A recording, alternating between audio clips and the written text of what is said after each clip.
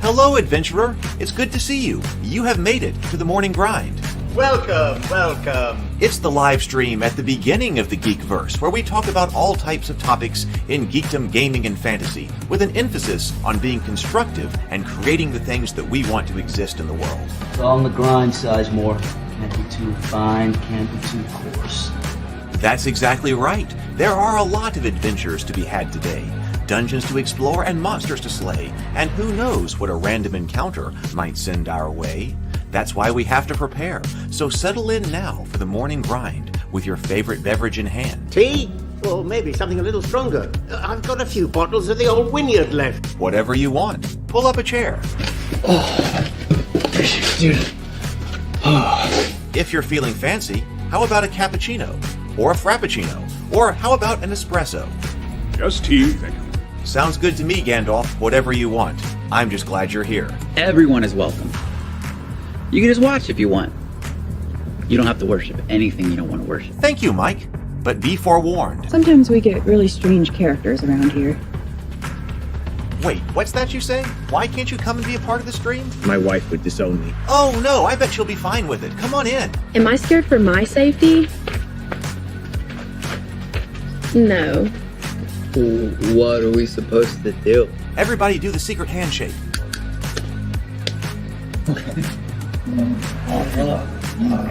Secret cultist handshake.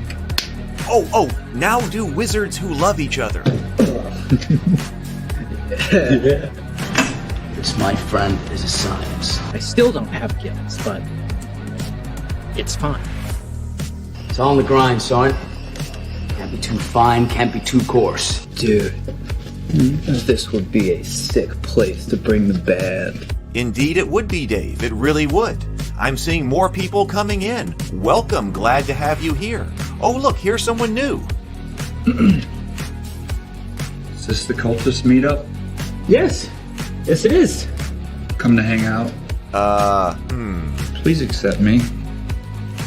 I have nothing else. Okay, we accept you. Everyone's welcome here. Brought some snacks. Well, that makes things even better. You want some coffee? I don't drink coffee. You sure? It's cultist coffee. What makes it cultist coffee? I'm a cultist and I'm drinking it. Oh.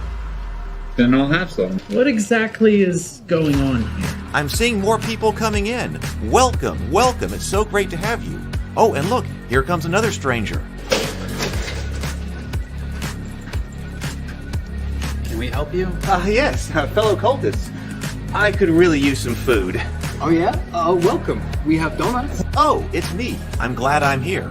I'm sure you have a few questions for me, though. What's your name? Who do you work for? What god do you worship? Great questions, Rob. I'm Steve King, and I worship Nyarlathotep. No, not really. I'm just Heath, and I won't be worshiping anything this morning. But I will be your host. Welcome to the office. We're going to have a great time.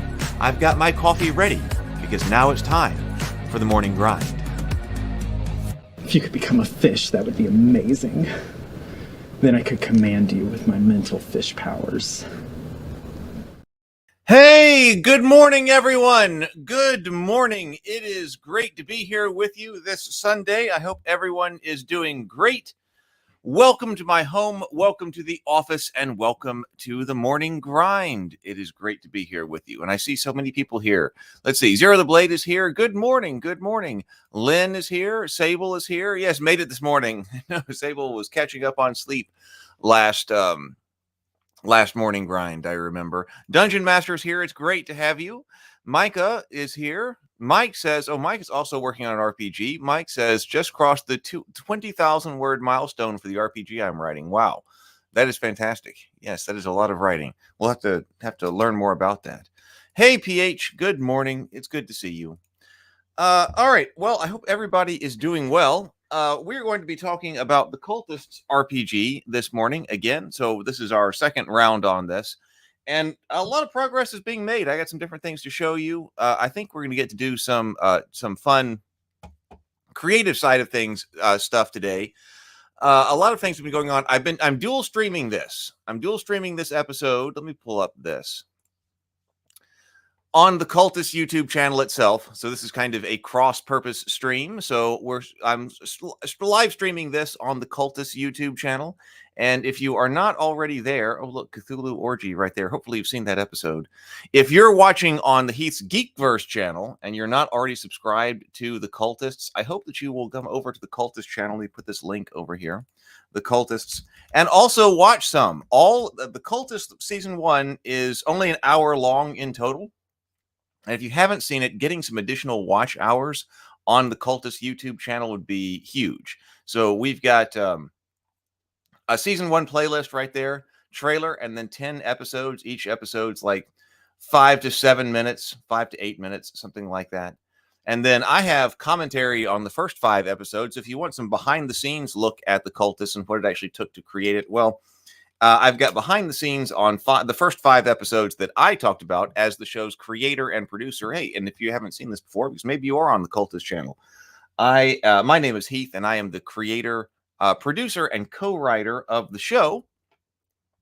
I do want to do some additional commentary. I want to finish. I don't feel like it's completely finished until I have done all of the commentary on the season 1. So I need to do some more episodes on that. And also, I'd like to do a behind the scenes look at creating the Cthulhu brand, which gets burned on one of the characters' face. I had video of all of that. It was done differently for season 1 and season 2. I would do a season 1 branding episode or video. And then Brianna's director's commentary is here as well. Oh, I still have not re-uploaded the bloopers. So the bloopers, the audio on the bloopers was a bit soft because we did revise the audio on all the season 1 episodes before it was uploaded to its own channel over here. And it looked like the bloopers had gotten skipped. So I took them down. And so I need to fix that and put the bloopers back up. But anyway, all of that is over here on the Cultist channel. And hey, if you are on the Cultist channel, but you are not familiar with the main channel, well, the main channel is Heath's Geekverse. And this is where typically the morning grind streams. I'm going to put this over here, Heath's Geekverse. I'm giving away another, we're talking about the giveaway here in a moment. But I'm also doing a test here. This is also a tech test this morning because I set up a locals, and I guess this is what it looks like when you're logged in, ravenkeep.locals as a test. So you can see I think this means that I should be live streaming over here on the locals platform as well, just kind of as a test. Let me see what this looks like if I'm not logged in. Let me get a private window up. And the reason I'm doing this is I kind of set that up as a test. Oh yeah, so there we go. Here,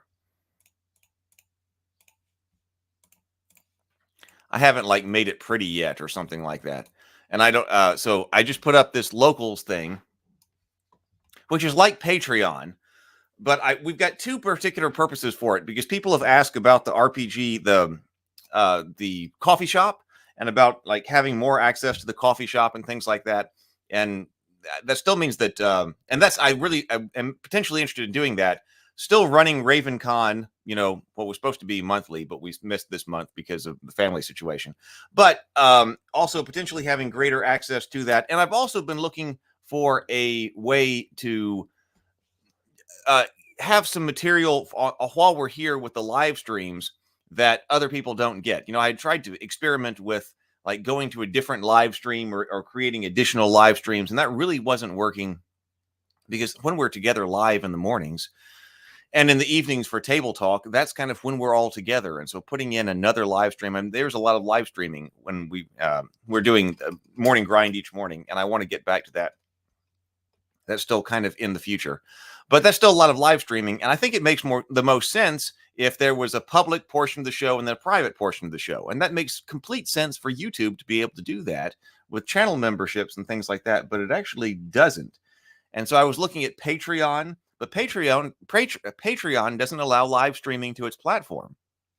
You can post a live stream, but you have to create one privately on YouTube and then post it out to Patreon and post the link. So that's not exactly what I'm talking about. So I was looking at Patreon, which is kind of a Patreon alternative, because it does allow live streaming, but I'm not sure if it does exactly what we want it to do. We are going to find out. So I just set it up so that I could run this test today, because it may be that what can happen is that I can stream publicly for a while, and then, for the last, 10 or 15 minutes or something like that, then just go private, or, turn off all of the public streams, and then perhaps still be streaming on locals. So I don't know. I'm going to find out. I'm going to run the whole test today, and then try to do that and turn it off and just see if that works. Maybe it does, maybe it doesn't, but that's why we're testing it. And then if it does work, then another thing that could happen is that anybody who is a channel member, I could cut that. I could go and edit out that end that was for the locals, and then post that to channel members over here on YouTube. So they have two different options and things like that. So trying to come up with some type of system for all of that. So that's just an experiment running here. So I'm trying to always improve things and make things better. Let's see. Good morning, BGD. Good morning. Let's see. Oh, you were on the Cultist stream. Yes. So Len says, I already watched the Cultist before you made a separate channel for them, but I suppose it's time for a rewatch. That would be great. Hey, James, I'm here. Says I crashed late last night and gave my zero dams about the alarm I set. Now, I was up. I've gotten, seems like I'm back on sort of biphasic sleep. I woke up and I was working on the RPG this morning. Then I went back to sleep before the show. So I've got this up now. What I've chosen to not do quite yet. I've got two main things that I've got to finish in order to get this RPG going. And that's actually get the RPG itself finished and proofed. I got the final file from from Adam M. Botsford, the illustrator of the cover. So I got that in. And I believe on Wednesday, I want Brianna to be working on layout. So that's why I've been working on the internal text of this RPG. And then once I have the RPG done and the proof ordered, and also the Kickstarter page finished, then I'm going to turn all of my attention to marketing. I've got splitting my time between several things, including the winery here. So I don't want to try to be doing the RPG, the Kickstarter page, and marketing all at the same time. So I've got the marketing pages set up. So this is the Cultist $500 Elder Dice giveaway. So if you have not signed up for that, I'm going to be promoting it a lot more later. But if you are here, the launch of the Cultists on YouTube. The new channel, season 1 on YouTube, and the RPG on Kickstarter is going to be accompanied by a $500 Elder Dice giveaway. Brianna made some nice banners for this giveaway and things like that as well. So, but right now, if you're here and have not signed up, that is the place to go. Got lots of dice. Got some beautiful dice to give away. That's what the cover is going to look like. I do really love the cover of this book. We're going to have, I'll show you the Kickstarter page. We got the shirts too. I want to make sure that we're promoting and advertising the shirts, because these are fantastic design shirts, I think. So I want and they're going to be on the Kickstarter page. Got Cthulhu dice. And of course, that's the brand of Cthulhu that was designed, that David LaRocca designed for Infinite Black and the Journey to the Tree of Sorrows. And then that's the symbol that Mike spoofed in the Cultists when he was doing the brand. So it has that connection as well. Grand prize sets you can't get anywhere else. I got Doom Edition brand of Cthulhu sets. Those were Kickstarter exclusive, but I've got them over here. So that's the link. So sign up there, and then of course you'll know when all of this goes live. The email lists are the best way, I think, to do this, because I mean, you can't trust algorithms. So if you want to know what's going on, the email list is a good way to do that. Brianna and I were working on the Kickstarter page. So we got this. We're not starting at zero here. Brianna put this together, this image. I really like this. So this isn't a publicly available preview yet because it's not finished. So, but hopefully on Wednesday, we'll get to where I can submit this to Kickstarter and then get some kind of public sign-up link here.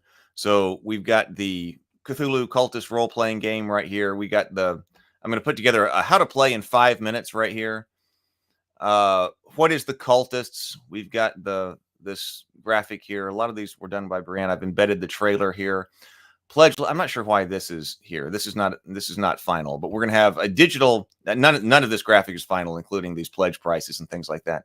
The Cultists RPG digital playtest. I'm going to put together a digital PDF rather. We'll put together a digital tabletop, virtual tabletop play with it as well as we'll let people in and watch Cultist Season 2 before we actually release Season 2. We'll release Season 2 on YouTube after the RPG Kickstarter. Then we'll have the physical soft copy book. That's what I've got to get the proof done for. The scripts, I'm working on a player's pack for this, and then also the scripts.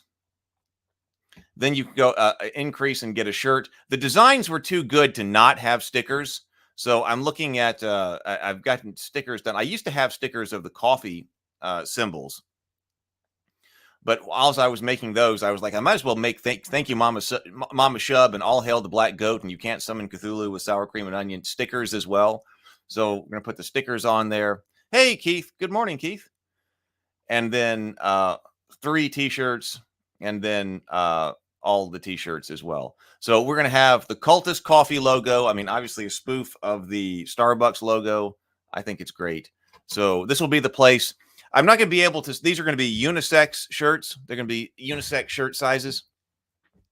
They're not something, hey, Robert, good to see you. I saw the picture that you posted in the Discord server. So shirts are one of those things that I can't just stock because they're going to be unisex shirts, but you're going to have small, medium, large, extra large, extra large, all of that. So doing this, having the shirts on a crowdfunding campaign will work nicely. That way I can get your shirt size and then I can send out the shirts that everybody wants. But Cultist coffee, I mean, you'd think that one would be popular. But also the Witch's Brew shirt right here. Love that. All hail the Black Goat of the Woods with 1,000 Young. Thank you, Mama Shub shirt. And then the you can't summon Cthulhu with sour cream and onion. So perfect. So we're going to have those shirts there. I've been thinking about a couple of other things. This is what I've been thinking about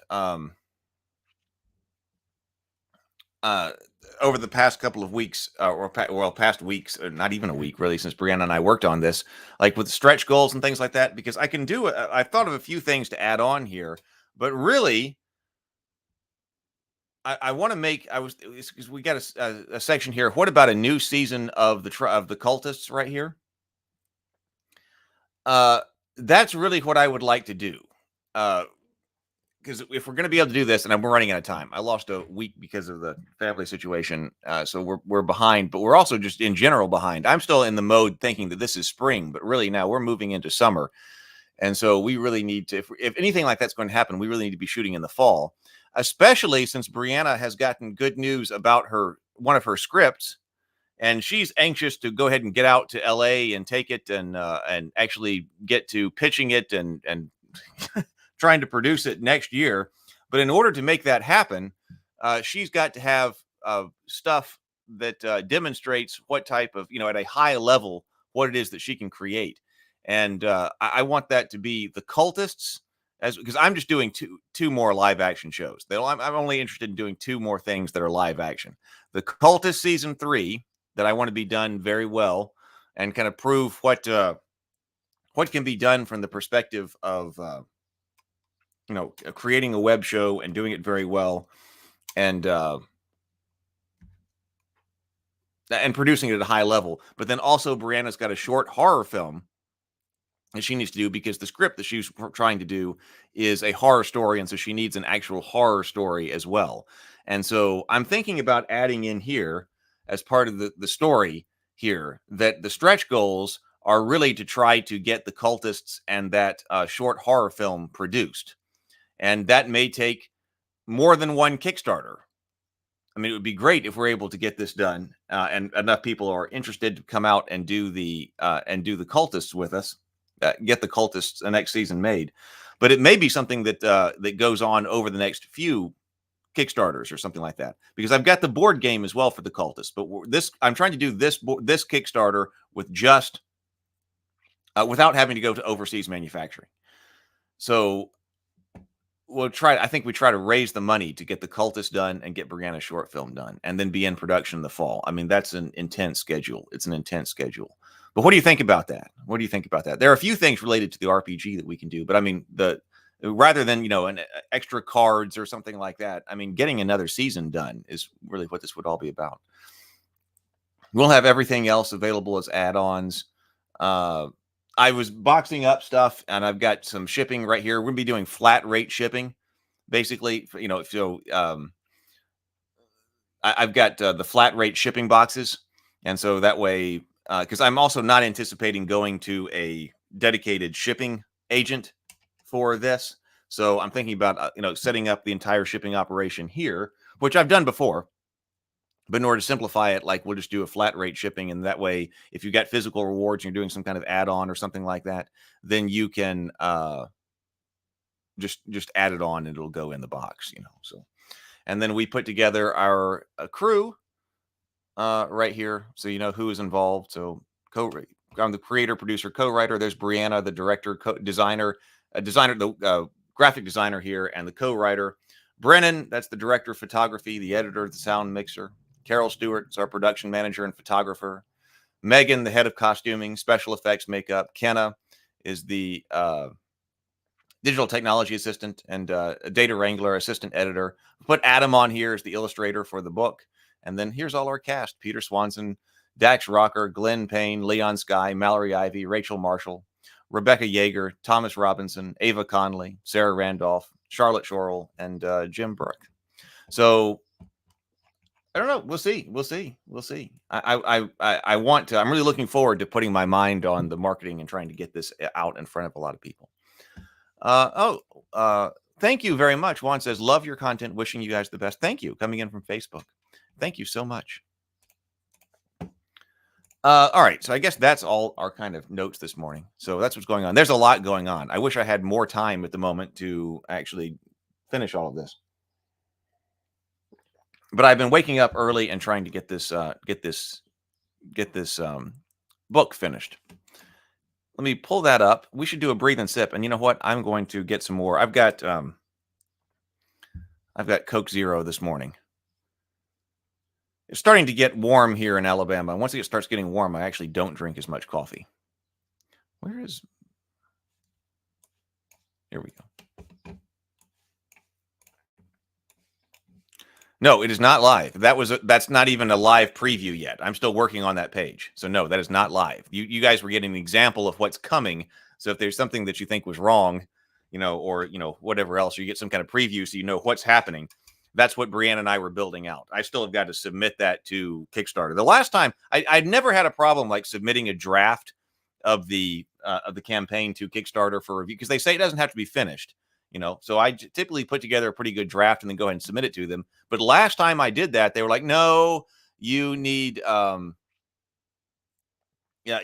information on the Kickstarter page before we can approve it. So I was like, okay, so it doesn't have to have all the videos in. I'm still going to go through video creation, but I got to submit that. But it's not live yet, but sign up, then you'll know, and everybody will know. But I got to finish the material to get to the proof section, and then put it out. And also, if you have places that we should go, like with Doug, you guys recommended some different live streams and podcasts and things like that you think Doug should have gone on for or should go on for the Heroine's Labyrinth. I want to do the same thing for the Cultist, because I think there are a lot of people out there who don't know about what the Cultist is and what we're trying to do, who I think would be interested. And so I want to do a lot of outreach to different live streams and different channels and things like that for the Cultists. So, all right, let's breathe and sip. Well, okay, hang on. Let me refill. Then we'll breathe and sip. So let's go ahead and do a Yeti hug break. Get your drink ready. If you don't have your drink, go get your drink. We'll breathe and sip, and then we'll get into this RPG. Oh, it's time for a Yeti hug break. Yeti hug break. Yeti hug break. Everybody go hug yo Yeti and show yo Yeti some love.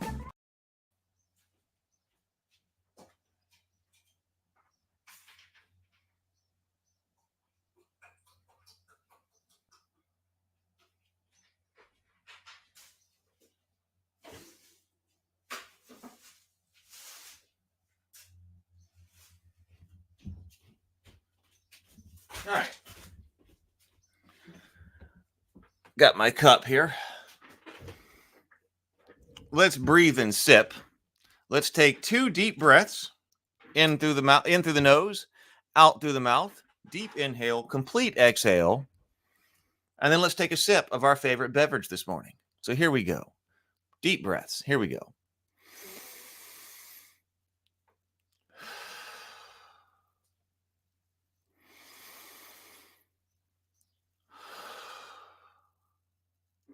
And sip.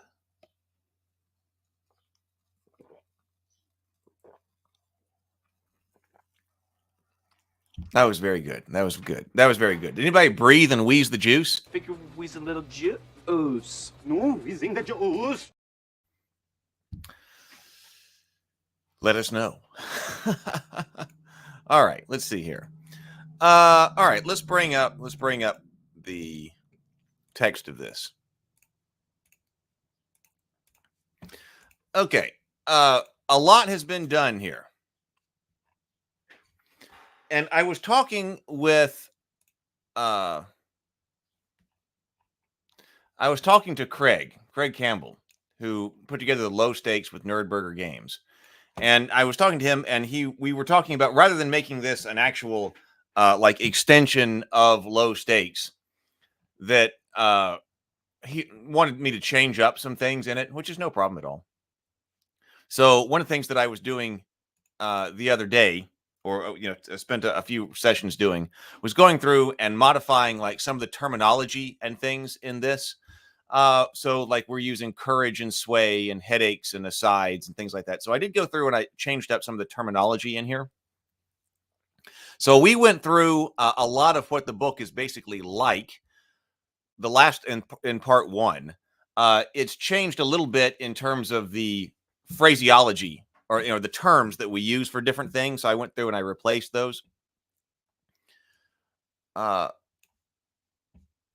then it's also been cleaned up. I've been through made about 3 edit passes through the main part of the rule book. So I think we're looking pretty good. I don't think we need to go through all of that again today, because yes, we looked at an earlier version, but substantially, as far as the way that this goes, the way that's structured and what the rules are, I don't think have changed all that much in a substantive sense. But I was cleaning up sentences, and here we go, things like that. So getting started, we got a getting started section that's got the introduction, game overview, what you need to play, character sheet. Then we're gonna have character sheet explained.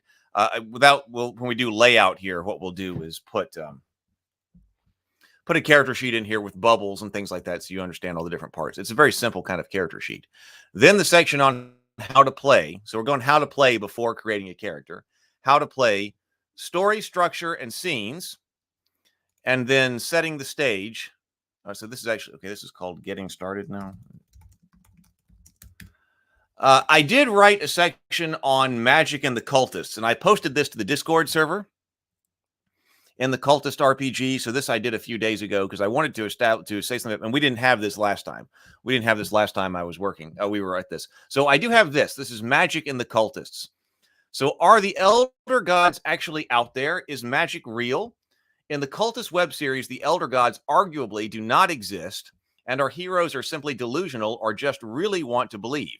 The Cultist is also deliberately non-committal regarding the existence of magic. Shay and Acantha do occasionally pop into scenes, surprising the other cultists with their presence. Have they actually transported themselves through space and maybe even time using arcane mathematical formulae, as in Lovecraft's Dreams of the Witch House? Maybe they have, or maybe something much more mundane is going on. Most of the time, the audience understands what the characters interpret as magical effects are actually entirely coincidental. But that does not have to be the case in the game. Maybe Acantha's magic potions have real and supernatural effects. Maybe Shay wasn't just joking around when she explained to Ben how she has a history of using spells to help people shuffle off the mortal coil. By and large, this RPG has chosen not to give explicitly magical powers to the characters and is non-committal about the existence of alien gods trapped in deathless sleep in non-Euclidean structures beneath the waves. However, that does not mean that players at the RPG table have to share those assumptions. The way players choose to portray magic in the Cultist RPG is up to them. The key is to make sure they are all on the same page. As this is an improvisational game, A core element is that players should accept, integrate, and expand on story elements brought into the game by other players. This means players probably should not have their characters casting actual magic spells or communing with the elder gods if the other players feel it is out of place in the narrative. As long as everyone at the table has bought into the assumptions being made, there are many great stories that can be told with a variety of different takes on the existence of magic and the elder gods. Do what is most fun for everyone at the table. So that's the section that was added in.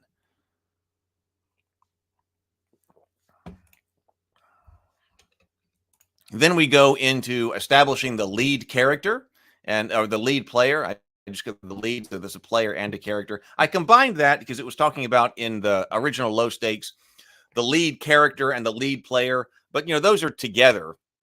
The lead character is played by the lead player. So, yes, even though players and characters are different, I just combine that into the lead. I was also trying to streamline the rules and maybe even kind of improve the structure of them a little bit as I was going. The scene moderator. So this is this change. Establishing the scene moderator. This is what was called the extra player in low stakes. And I thought that was kind of weird. Extra player, but it was talking about playing extras, like extras in a show. So you're the one playing the extras. But to me, that sounded like extra player at the table. So I used the word scene moderator here. Let's see. And you know what? Something just came up and said that we were having trouble streaming to your destination, and that's the locals test. So I was afraid of that. So later on, that's why we're running a test here. So I will check later and see what actually happened with over there on locals. Has it been 30 minutes? See, one additional problem that I think might be the case is that locals might limit you to a 30-minute live stream. So Patreon doesn't allow you to live stream. And if Patreon limits you to a 30-minute live stream, what kind of use is that for us? Who does a 30-minute live stream? So that may be the case. We've been going for 32 minutes. So that may have already come up.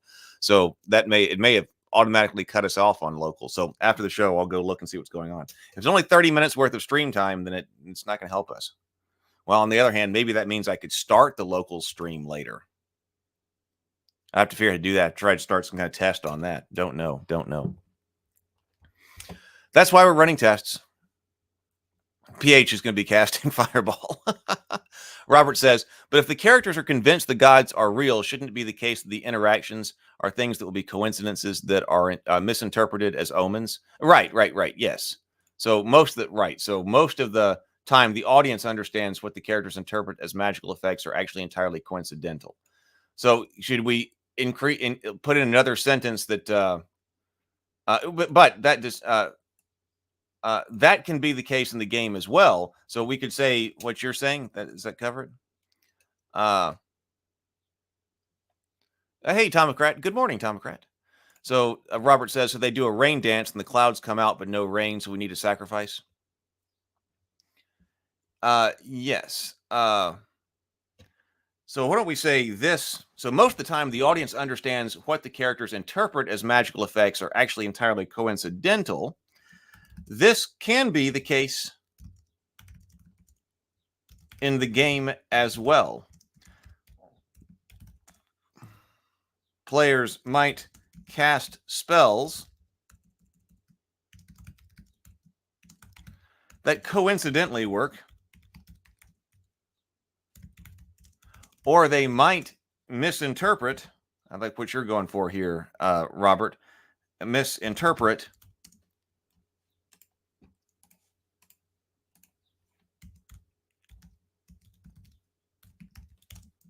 or they might misinterpret ordinary occurrences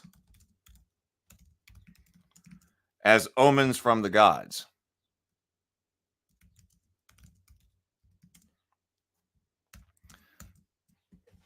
Does that help cover that? So now it says most of the time the audience understands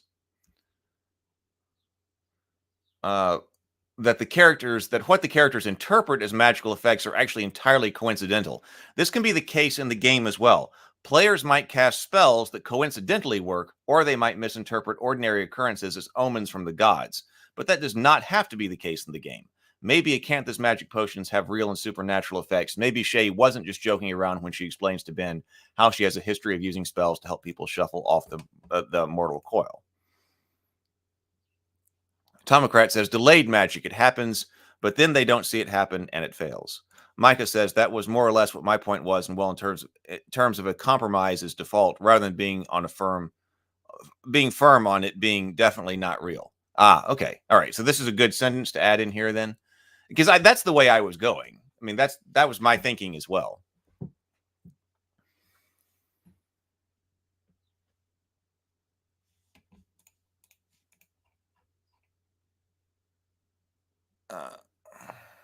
And I say arguably. In the Cultist web series, the Elder Gods arguably do not exist.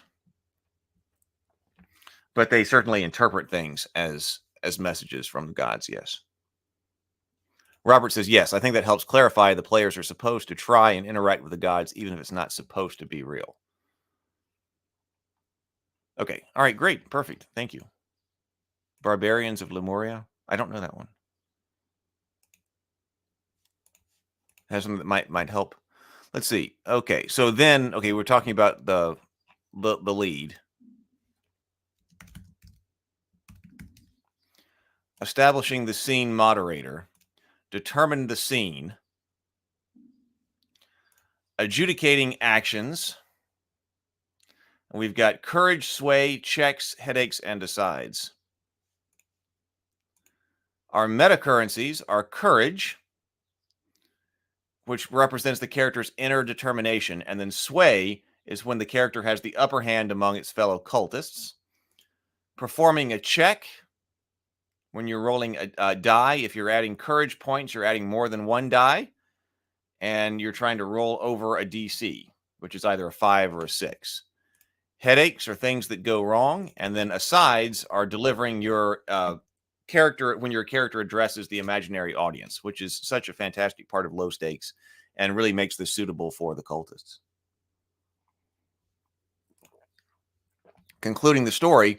Now, I did also put this for playing a campaign. Did we talk about this? Let's talk about playing a campaign and then playing the game with a game master, because some people would like to see it game mastered. Low Stakes was originally designed as a GM-less role-playing game, but I think you could definitely put a GM inside of it, just with the minimum change of the rules. So this one might have changed quite a bit. So playing the game, the Cultists, because I think this is also important if you're going to be doing multiple shows, multiple games. Playing the game, playing a campaign rather. The Cultist RPG is often played as a one-off or one-shot game with players coming together for a single session, selecting characters, and then playing out a standalone narrative arc.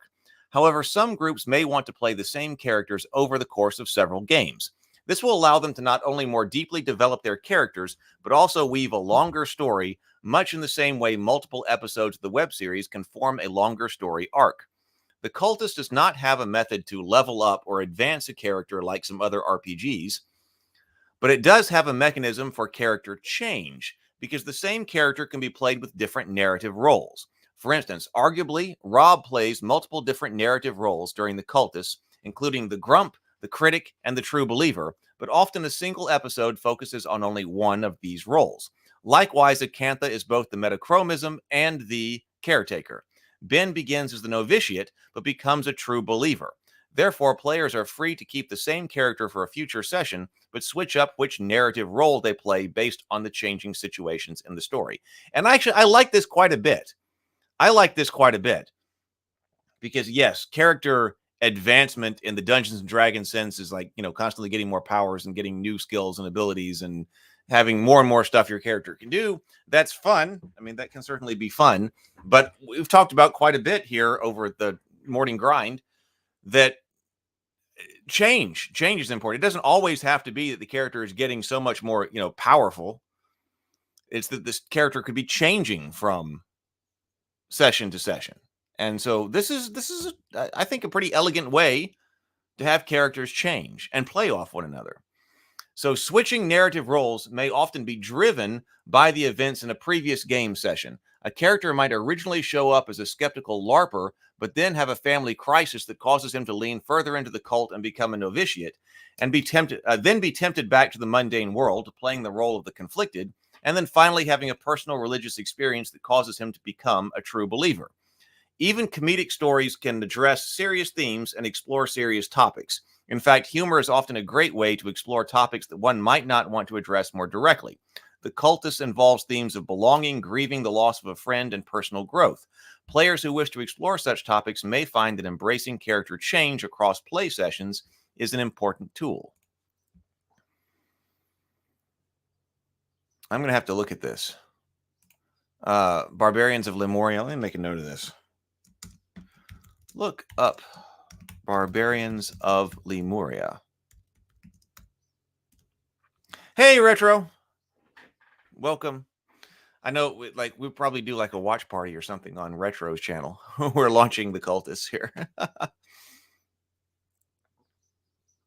PH says, once a character had to climb the tallest tower in the village at noon, get naked, cover himself in tar and feathers, and dance imitating a bird to perform a magic spell. It was a blast.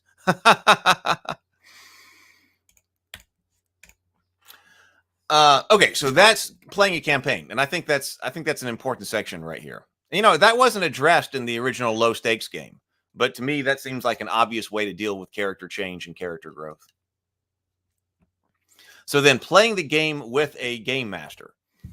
We say, even though the Cultist RPG is designed to be played without a game master, some groups may be more comfortable with having a player adjudicate the game in the style of a more traditional role-playing game.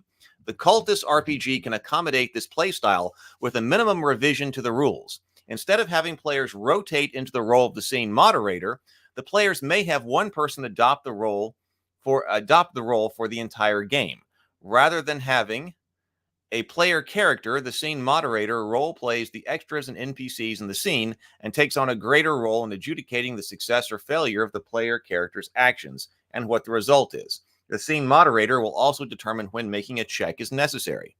Whenever it's time to consult the beat sheet, the scene moderator can roll for the scene or choose the next scene that makes logical sense for the story. Scene moderators makes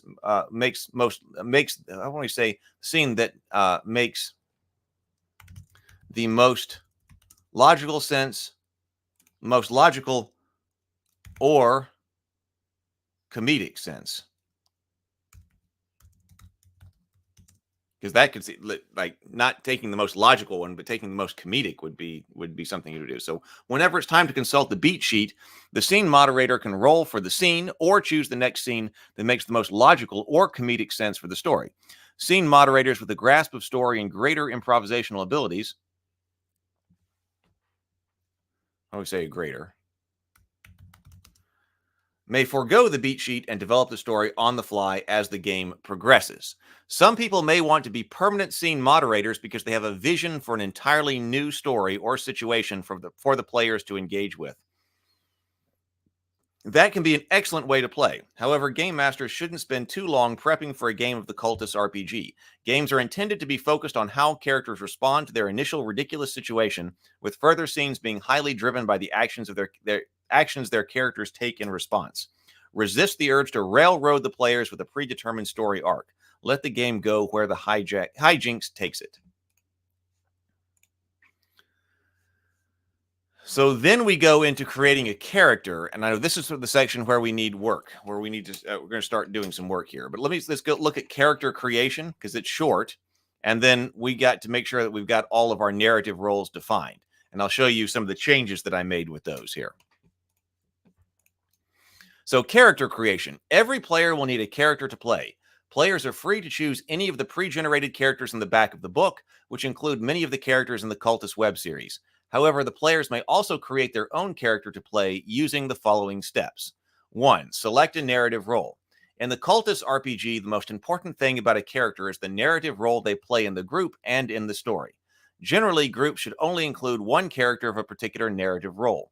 This gives each player a definable niche to fill when creating the story. Narrative roles in the Cultist RPG include The caretaker, the critic, the conflicted, the dandy, the grouch, the lackey, the larper, the maverick, the metachromism, the novitiate, the outsider, and I want to change this one. I know the name of this needs to change. The provocateur and the true believer. Tomocrat wants to play the larper.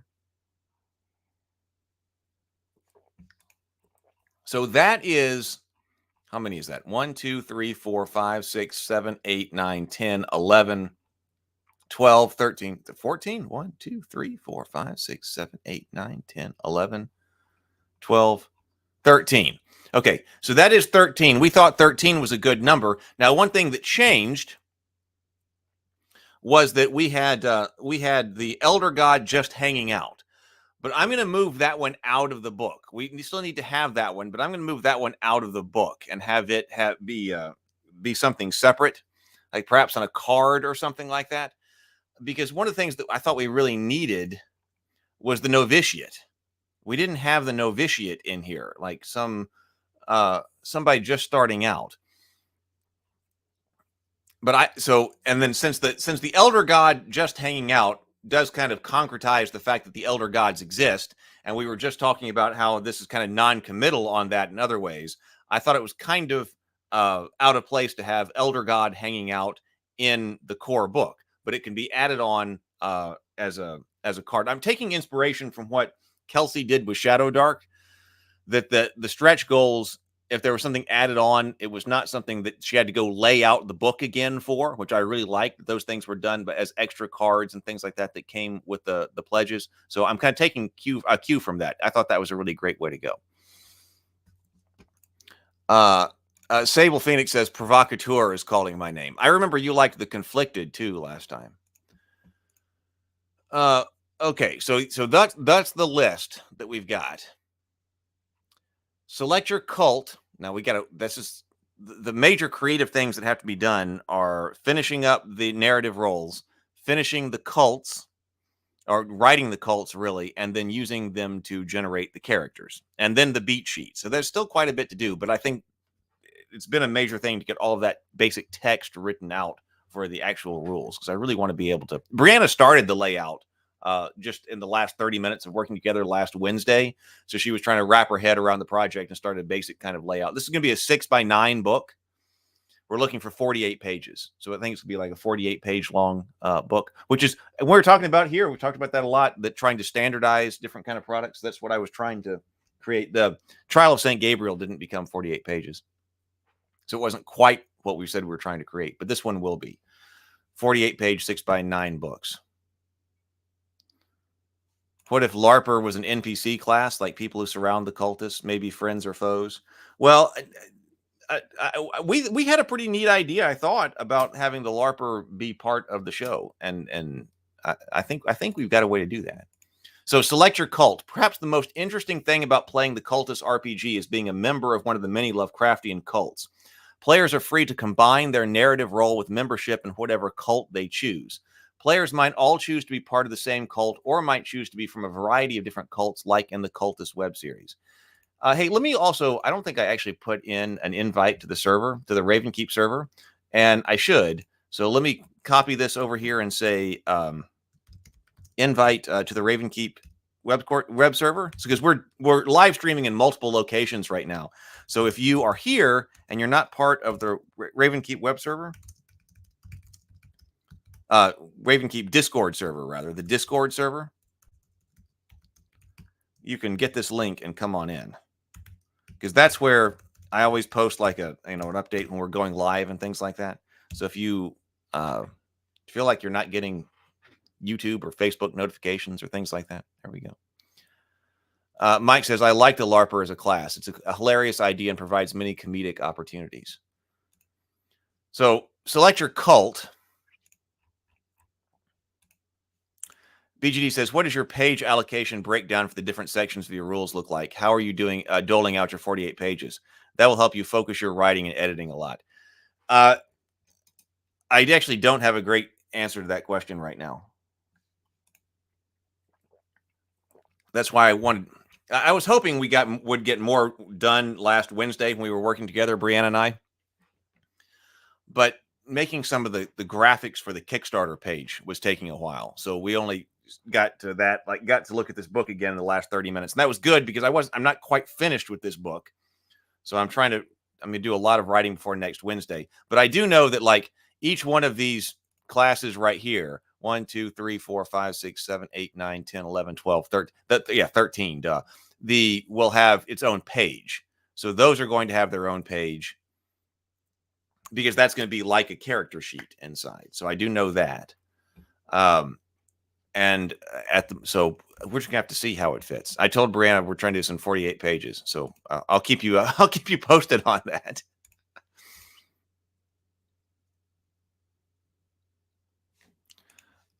Let's see. Okay, so our narrative roles. The first one is the caretaker. Now we got to insult. We got to insult the cults. No, we've got to insert the cult list in here. So I got to come back and put that in once the cults are written. But here, the caretaker. You frequently take charge of critical tasks and see to the well-being of your fellow cultists. However, your dedication to supporting others leads you to overlook your own aspirations and desires, often resulting in personal setbacks. So this will be set up like a character sheet here. You know, Brianna will do some magic of her layout and graphic design here. Character name will have the list of cults right here that you check, which will have like some default power by it. And then here are your troubles. Right here, choose 3. Right, that's the right word, right? So define. Yep, troubles, sway skills.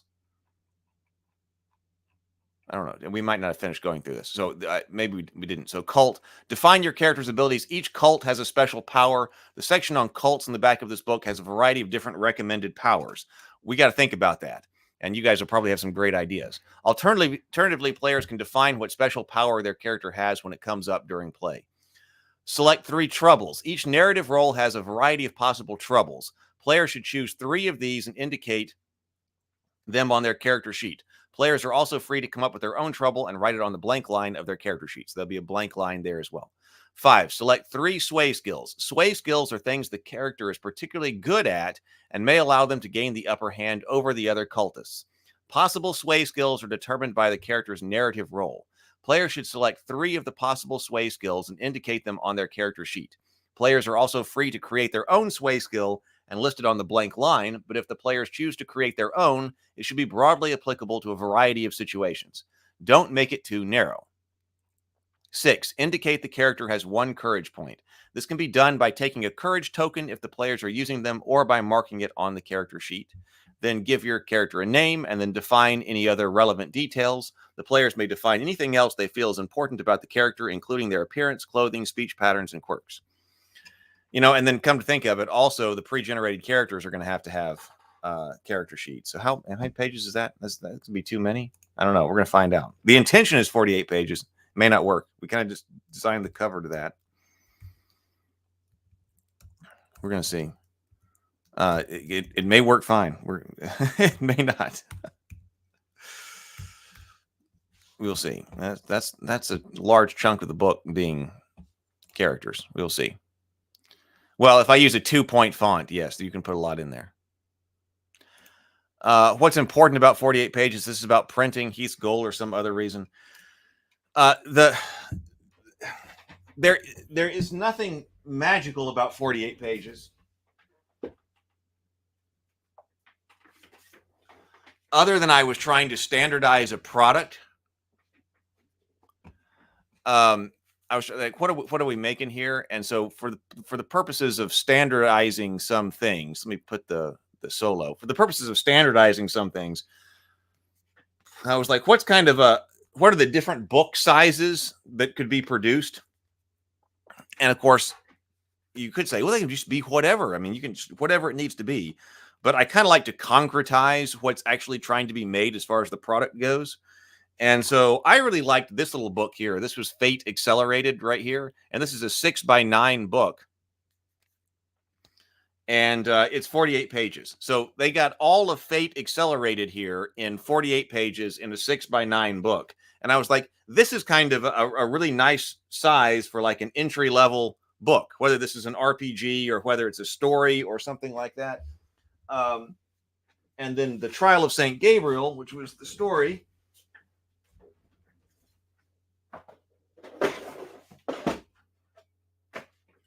Well, I don't know where my example of that book went. Oh, right here, right here. So that's why the Trial of St. Gabriel is 6 by 9. So that's the first one, 6 by 9. But it ended up being a little bit thinner. I didn't get to 48 pages. The story is what it is. And then even with back material and front material, didn't quite get to 48 pages. But I'm thinking this will. We will see. So that was the idea. It was a product standardization. If it needs to be more pages, okay, then it can be more pages. But we kind of designed it to be 48 pages. And then, so I was taking a cue from the Evil Hat books. It's like, okay, what kind of standardized product have we got? Yeah, visions of product type. It becomes even more beneficial to set that page allocation breakdown by section. Yeah, and I would probably do exactly. Actually, I would do exactly that, or even word breakdown. Like when we were doing, which I will do in the future. When I was writing some of the Journey to Tree of Sorrows stuff, we were talking about number of words and then how we were going to allocate all of those words into each section and building out the outline of what the book is going to be first, allocate the words to it. And that's how those were written. This one is different because it was an adaptation of an existing RPG. So there you go. Are you use and page? I'm not sure what that means. Are you use and page thickness? You should not finish this game without checking out Eric the Viking. Oh yeah. The entire movie has jokes about beliefs and not seeing things that are not happening. Oh, sorry, I missed. What type of paper thickness are you using for it? Whatever is available on drive-through. So it's going to be if you've got the Trial of St. Gabriel, it's going to be the same page thickness as that, which might actually be a little bit thicker and maybe a little bit higher quality than what is in Fate Accelerated. So I don't think I have a whole lot of options on that as far as using the drive-through RPG printer. So it'll be whatever comes from drive-through RPG, which is nice. Yeah, I'm thinking a lot about that. So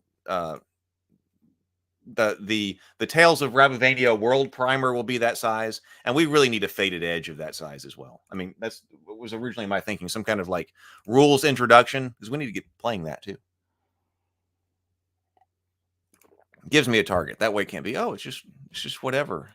It can be whatever it needs to be. Gives me an idea. But you're right, this may have to be thicker because of the things that have to go in this book. We'll just have to see. We kind of designed the cover for that, but we'll have to see.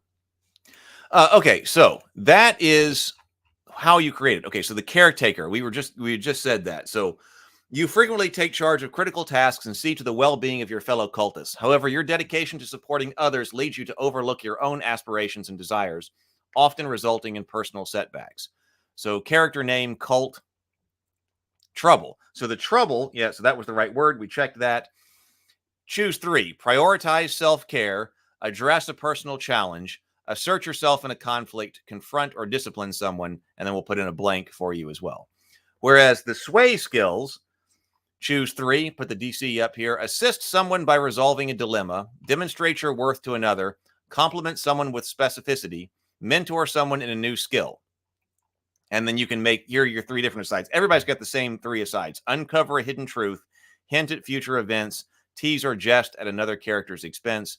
And then there'll be a place to indicate if you have courage or sway. But like the player's pack, what I'm thinking about doing, I've got to look at Game Crafter for print-on-demand like tokens. I'm hoping, I just haven't gotten to that yet, because I've got layouts that for tokens with images and things that could have gone to be physically produced overseas as in plastic. They're being physically produced either way. But I mean, in like put into plastic counters and things like that. That may have to wait. I mean, we could add that on if we do the board game itself. That'll be done overseas. But since I'm trying to not do everything overseas, like the players pack have like punch boards with those kinds of tokens on it, done perhaps by Game Crafter. I got to look at the pricing on that. I just hadn't gotten to that yet, so I'm working on down here. Tomocrat, okay, yeah, drive-through. I've liked it too. I've liked it too. So I hadn't used it a lot, but I know Lou had done drive-through, and when I got this, like, oh, well, this is a nice book. This is a nice book. So that's what kind of got me on the, well, maybe I should do some print on some use of drive-through RPG and print on demand books. Okay, so that's the caretaker. Okay, the next is the critic. You are extremely dedicated to your cult and God. Others often don't live up to your high standards, and you don't mind calling them out over it. However, your constant scrutiny of others blinds you to your own imperfections. Character name, cult. Troubles. Rectify an issue of your making. Display compassion and support. Accept criticism gracefully. Acknowledge vulnerability. And then a blank. So sway skills, DC 5, are persuade someone through harsh criticism, highlight someone's imperfections with precision, deceive someone into achieving your goals, influence someone to concede their position. The conflicted. I was working on this one last night.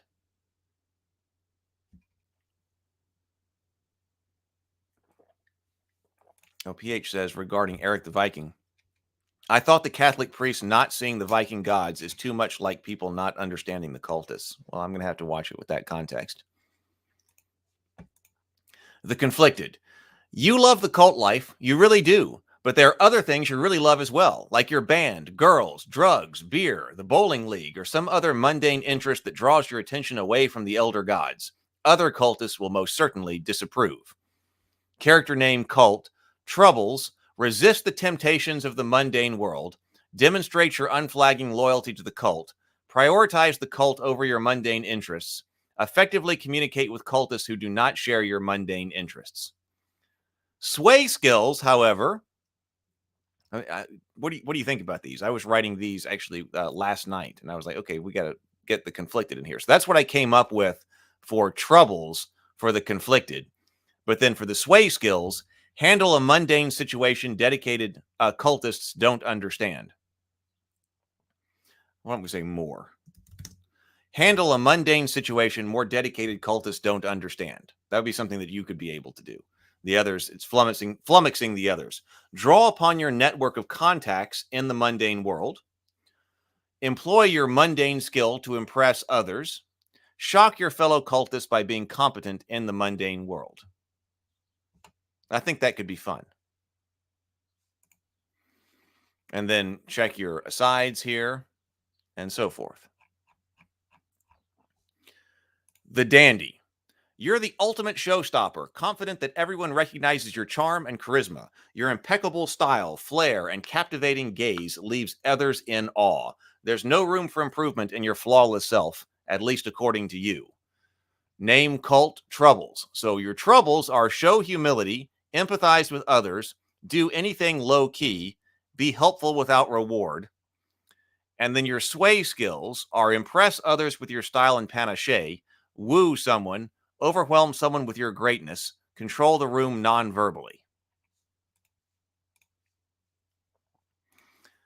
The grouch. You're always in a grumpy mood and find little joy in life. Nothing is ever quite to your liking. Nothing is ever quite to your liking. Despite this attitude, you do possess a handful of redeeming traits that prevent the other cultists from making you the next sacrifice to the great old ones. However, you only deploy those qualities to manipulate the others.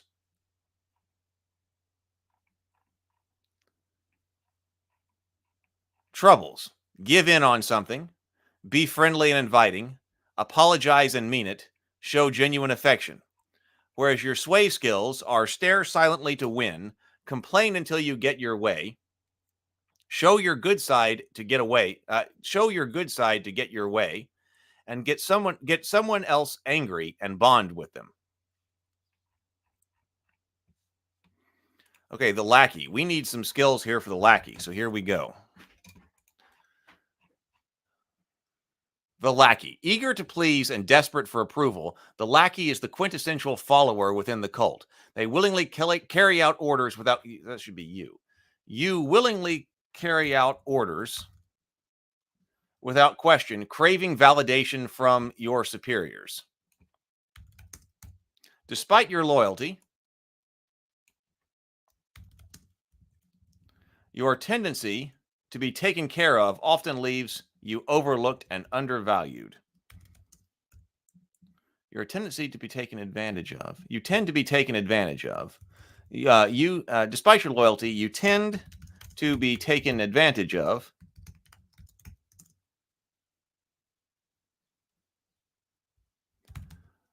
leaving you overlooked and undervalued.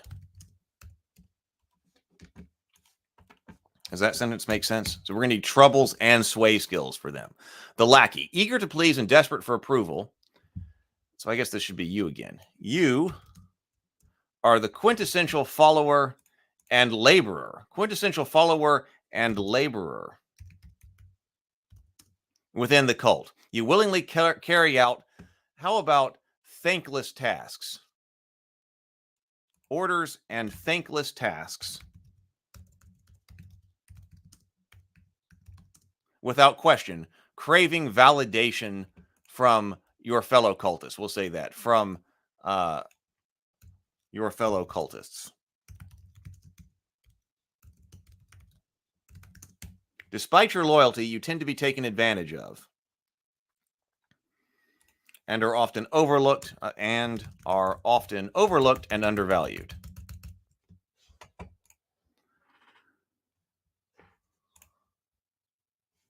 Stare. I know. Brianna liked that one too. Stare silently to win.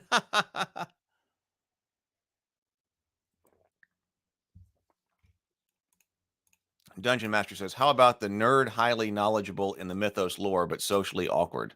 Basically the wizard. What if we give something like that to the LARPer?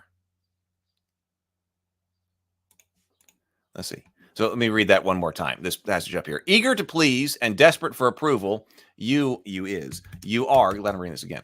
Eager to please and desperate for approval, you are the quintessential follower and laborer within the cult. You willingly carry out orders and thankless tasks without question, craving validation from your fellow cultists. Despite your loyalty, you tend to be taken advantage of and are often overlooked and undervalued.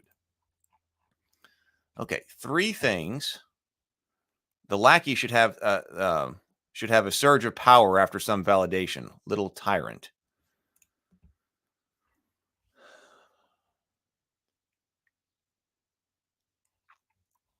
Yes. Okay. So we need things that they are bad at, and then things where they might get the upper hand.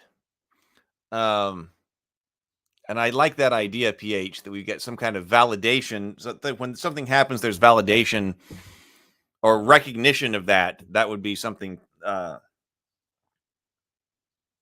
Something that could happen here. One of these things is like they should get a sway skill to perform a laborious or what's the I just had the word monotony. What's the word I'm looking for monotony? Monotonous. However you spell that. Monotonous task. Or see a laborious to completion. Oh, bad at saying no. Oh, that's a good one.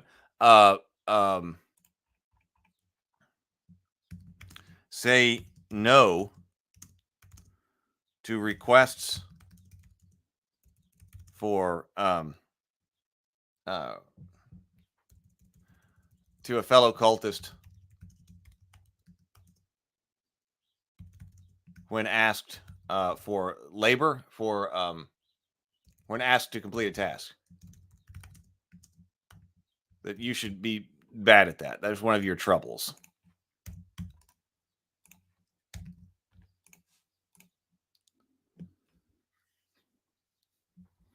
James says, I would think cultists are second only to actors and comedians in the needs validation department. Oh, yeah, I think I got that one right. Yeah, got that one. Thank you, Lynn. Menial task? Yeah, menial task. Say no to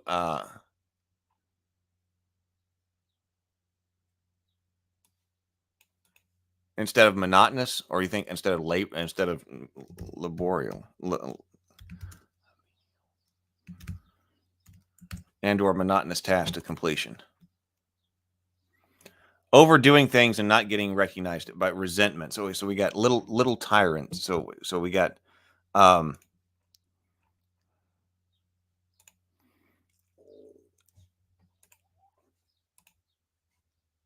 do we word that? Because that sounds like a sway skill right here. And then overdoing things and not getting recognized for it. Troubles. Well, can we make a trouble receiving but how do we both have a trouble saying receiving recognition?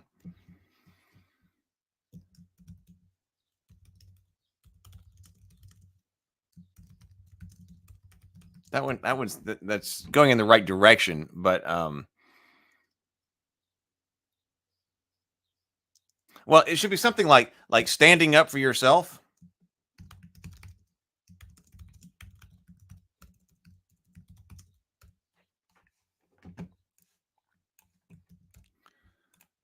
Standing up for yourself. Oh, being dismissed. I like choosing sides in a conflict. Trouble. Right. Trouble is like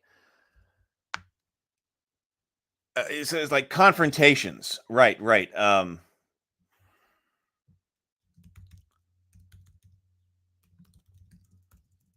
Confrontations and choosing sides in a conflict.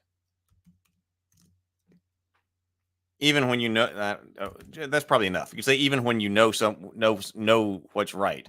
Standing up for yourself, confrontations, and choosing sides in a conflict.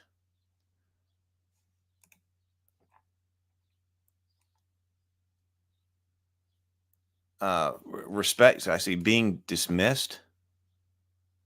Resentment. Okay.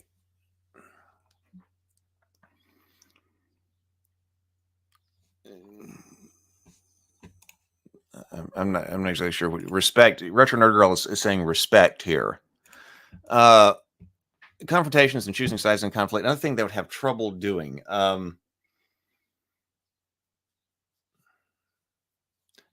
Standing up for yourself, that has something to do with self-esteem.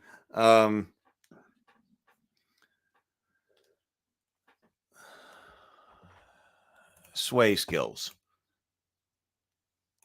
Maybe he goes after the new members of the group, but always ends up serving them. Okay, like trouble climbing. So I think what you're saying here is climbing the social hierarchy.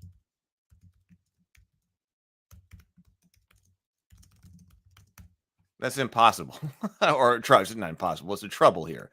So getting some type of climbing the social hierarchy of the cult. That, yeah. Accepting a compliment, Mike says. Standing up for yourself, confrontations, and what are they things that are good at? We need 3 things they're good at. Invisibility. Oh, no, wait a minute. I like that, Retro. So going unnoticed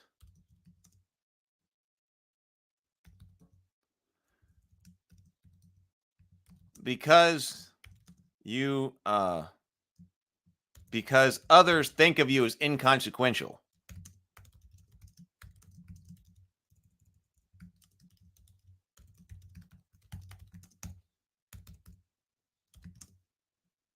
Yeah. Others see you as inconsequential.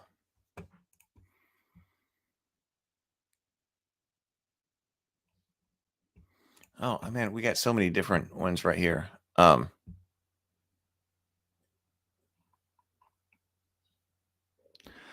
what if we say going against the group?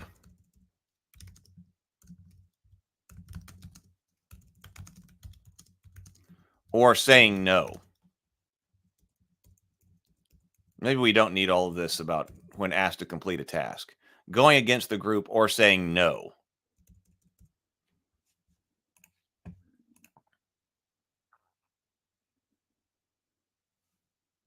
With inaudibility as well. Let's see. Sway skills. So if you when would that when in a comedic situation would this person be up?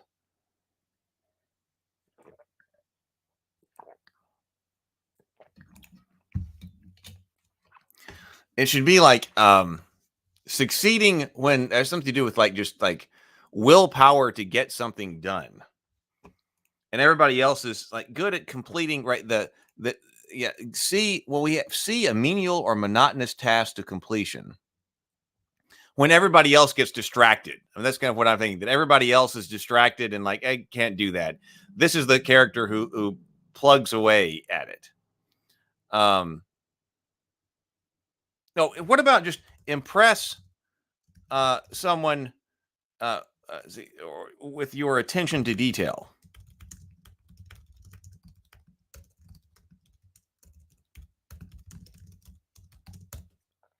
Impress someone with your attention to detail and focus. He's always prepared for others. Like he has a backpack full of goods that serve. Okay. Sway skills. Right. Be prepared. I like that. I like that.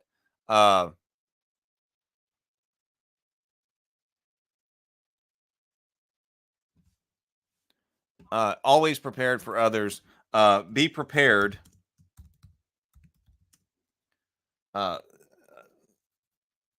To meet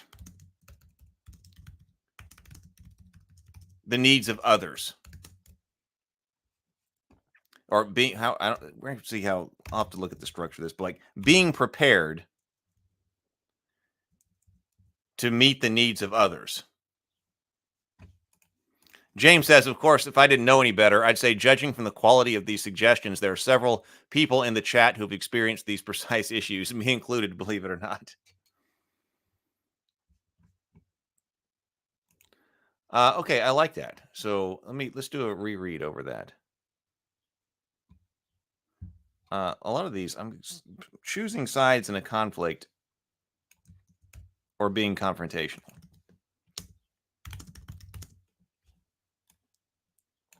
A lot of these are starting at ing verbs. Yeah, I brought your favorite snacks with me, sir. Exactly. Yes, exactly. And when the police arrive, the lackey can successfully walk away without attracting attention, right? Okay, so the lackey, eager to please and desperate for approval, you are the quintessential follower and laborer within the cult. You willingly carry out orders and thankless tasks without question, craving validation from your fellow cultists. Despite your loyalty, you tend to be taken advantage of and are often overlooked and undervalued. Your troubles are going against the group or saying no, standing up for yourself, choosing sides in a conflict or being confrontational, climbing the social hierarchy of the cult. Sway skills. See a menial or monotonous task through to completion. Through to completion. Going unnoticed because others see you as inconsequential. Impress someone with your attention to detail and focus. Being prepared to meet the needs of others. Being prepared. What about as to meet the needs of others?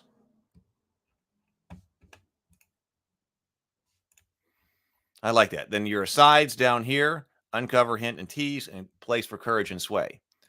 Okay, then we go to the LARPer. Okay, so we got to work on this one too. What time is it? Doing good. All right, the LARPer.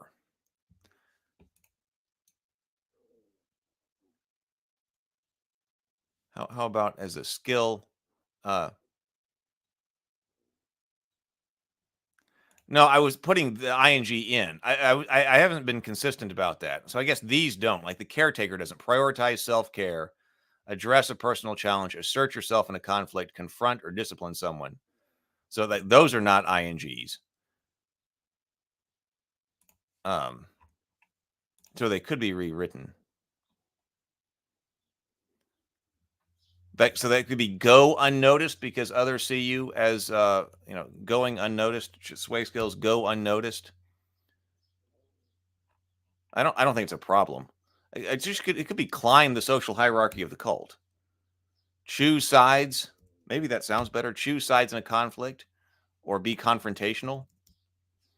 stand up for yourself, go against the group, or saying no. I mean, that just probably writes a little bit more tightly. Goes unnoticed. Does that have to be goes unnoticed? I think go unnoticed. Should either be prepared to or prepared so as to. Being prepared so as to, yeah, so as to meet the needs of others.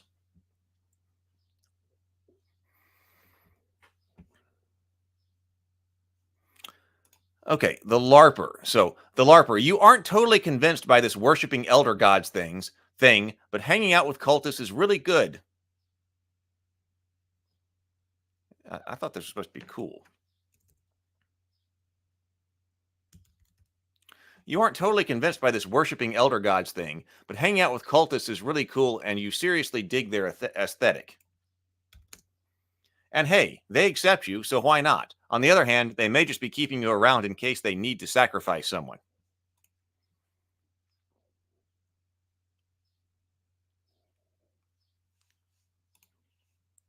Okay, so we need troubles here and then sway skills. So we actually said last time one of the sway skills, and I didn't get this reference in the beginning, but I do now, resolve a conflict with rock, paper, scissors.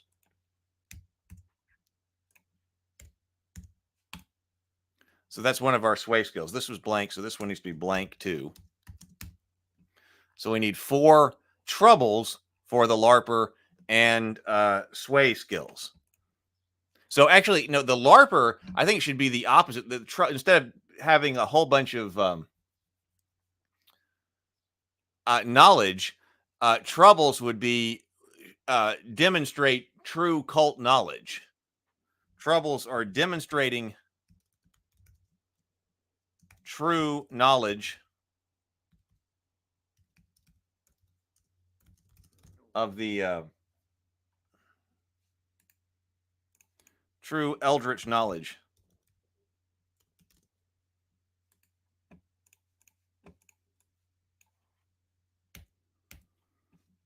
Does that convey that anytime you actually need to demonstrate true or eldritch knowledge to someone that you can't bluff, the LARPer would have a hard time with that. Oh, always in character. Ah, yeah. I see. So social step stool. It does invoke getting stepped on. I'm not sure if I would. If we need a phrase, I think like social step stool would be good if we need like a phrase for all of them. PH says belief weapon. Your weapon actually hurt a mystical beast because you believe it does. So yeah, right. This will save space. So this would, instead of demonstrating, I did it again. Demonstrate true eldritch knowledge. Always in character. So so the trouble would be break character even when necessary.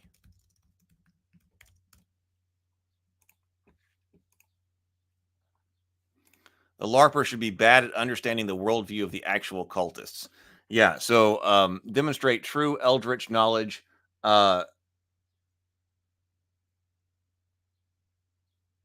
Understand that worldview. Yeah. Let's see. How do we phrase that?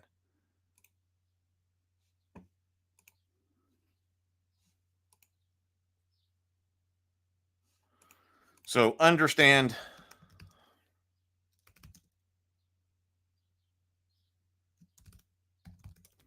the spec of an actual cultist.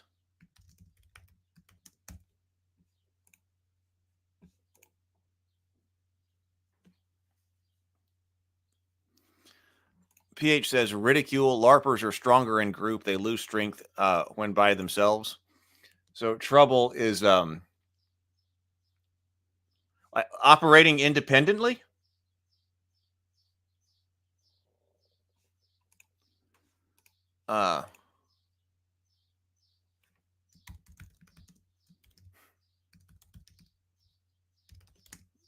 operate independently, or independently operate independently, or make individual choices, or act decisively.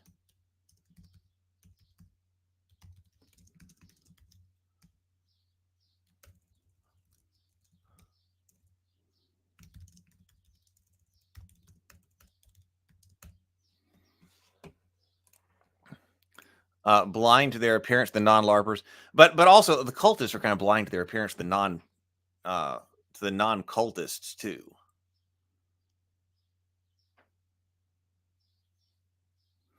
Let's see, those not playing the game. So we demonstrate true eldritch knowledge, break character even when necessary, understand the perspective of an actual cultist, operate independently or act decisively when alone. Maybe something about self-awareness, but I feel like that goes for so many of these. Yeah. I like those 4. We'll come back and take a look at it. Okay, so what is the LARPer good at? When is he at his high point? When would the LARPer be winning in a comedy show? So Retro says sway or nay, a dependence on luck.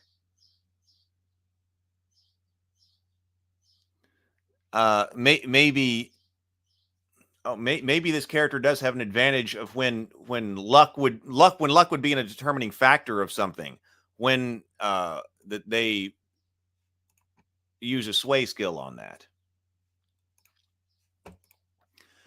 That is a natural.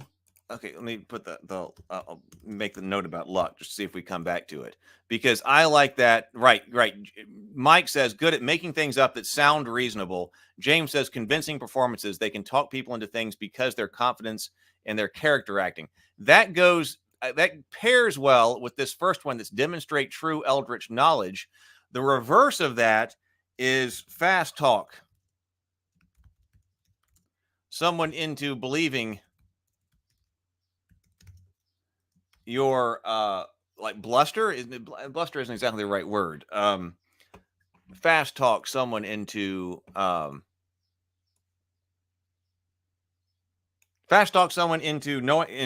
believing you know what you're talking about.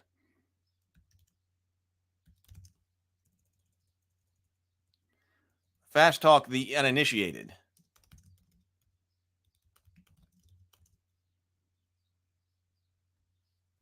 What about just make it more general into doing what you want? That's a bit more general. You could make them believe that you've got something, you have more knowledge than you do, or let you into something. You're the fast talker.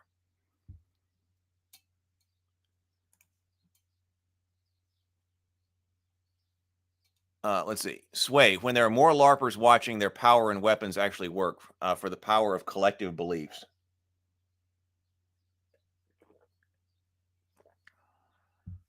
But how many LARPers are going to be around? That'd have to be NPCs. So that would contrast with operating independently or acting decisively when alone. So that they do have like a power in numbers. Let's see. James says, and I agree about unawareness of how they appear. All of the cults do that, but they're all flavor doing it differently. So is there some way that we could turn that into a positive?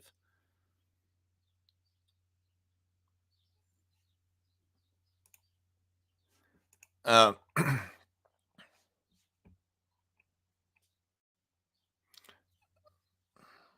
I mean, the trouble would be self-aware of their appearance. Maybe this one should go. Should this one go? Understand the perspective of an actual cultist, and this one turn into something like trouble is a trouble would be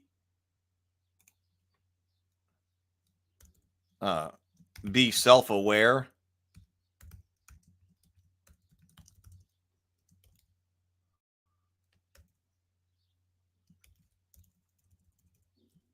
Of your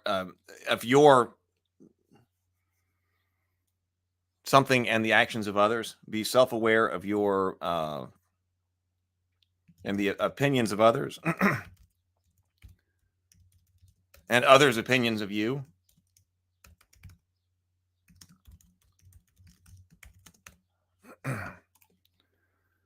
Let's see. Inflated sense of confidence to do things others would not. Oh, I do like that.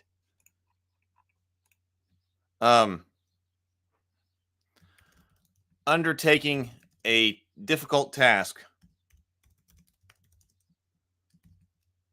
Undertaking a task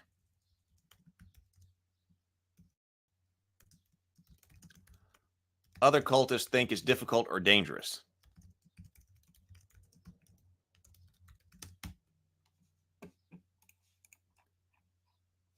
Should this be eldritch or occult?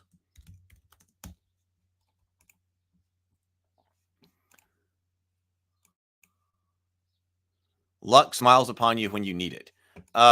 Yeah, like so is that that would kind of go undertaking a task other cultists think is difficult. This is probably because you don't believe it.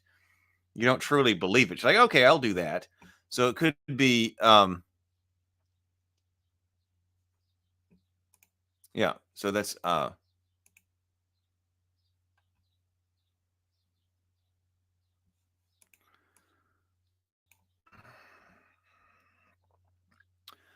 accomplish a task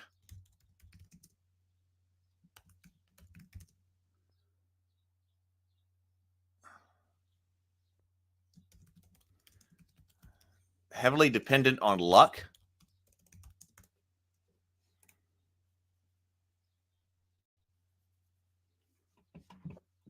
What do we think about those? See, I think that people tend to like the lack of self-awareness, and I feel like understand the perspective of another cultist might go, might kind of demonstrate true occult knowledge. Let me save this. So, do you think this looks good? Be self-aware of your appearance. This should be like appearance and the opinions of others about you.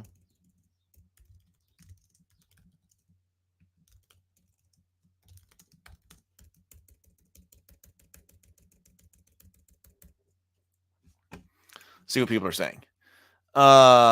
Mike says that works. James says, I love that as a trouble. They're so convinced it's a game, they walk out into traffic. Right. I didn't know it was impossible. So he didn't know it was impossible. So he did it. Well, can we generalize this one? Be self-aware of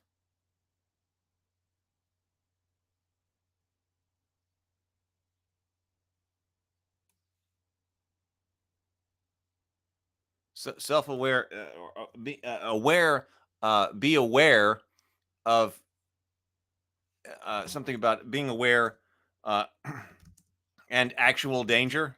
Oh, I know that's a good one. Something like that. Self-aware of so be aware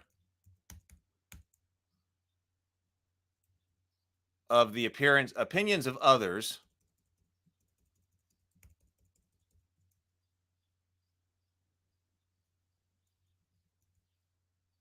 Well, what do we just like? Is it enough to just remove this? Be aware of actual danger.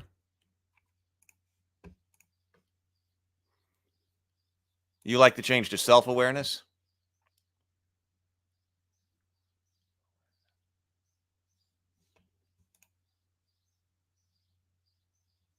Okay, both I think. Okay, being self-aware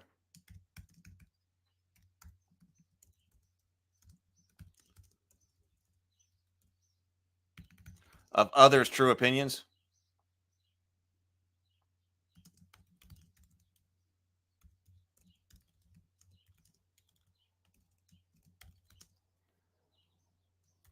Or awareness of actual danger.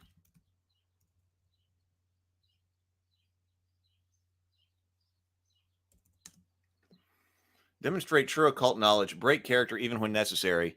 Be self-aware of others' true opinion about you. Maybe operate independently or act decisively when alone should go. Trouble facing reality. An actual martial artist or HEMA practitioner may make them lose confidence in their combat skills.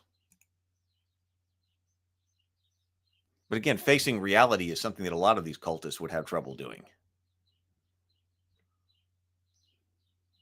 Be self-aware of others. But I like the, so it's possible that be aware of actual danger. That one just seems like it would be something really funny to have in a show. Yeah, I think it is too. Be aware of actual danger.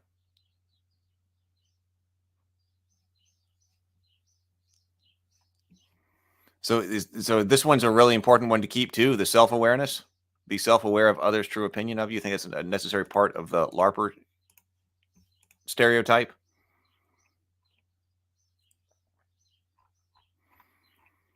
I do like this. Let me go right at the top. The LARPer. You aren't totally convinced by this worshiping elder gods thing, but hanging out with cultists is really cool, and you seriously dig their aesthetic. And hey, they accept you, so why not? On the other hand, they may just be keeping you around in case they need to sacrifice someone.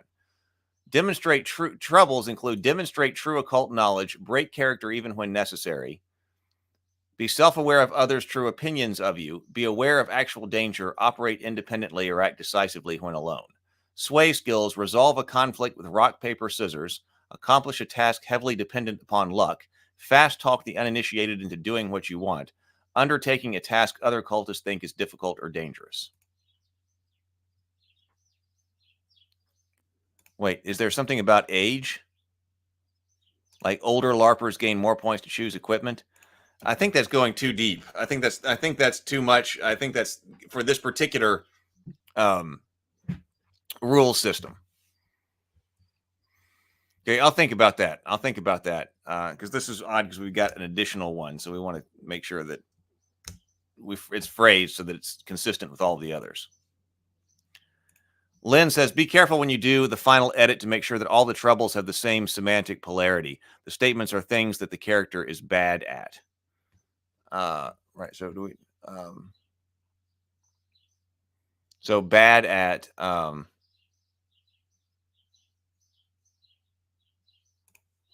so you would say like awareness of actual danger, self-awareness,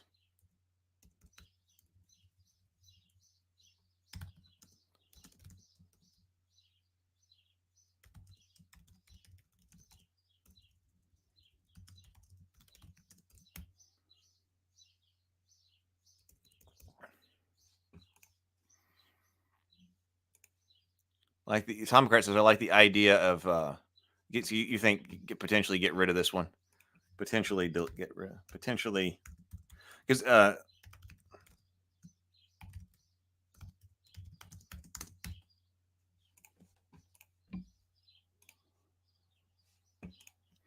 do we have someone who's totally clueless? I don't know. Some of the others might also fit that. Okay, I like that. All right, I like that. I'll think about that when I come back through. We've got the Maverick here. So this one seems to be built out. So this is what we've got for the Maverick. The Maverick, you're a wild spirit who scoffs at the very notion of rules. For you, conformity is a foreign concept, and you relish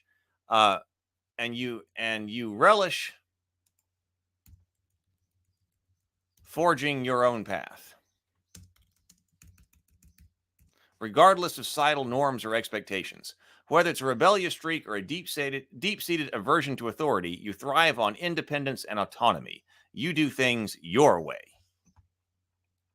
Your troubles are cooperate with someone, see the error of your ways, get someone to trust you, or show humility.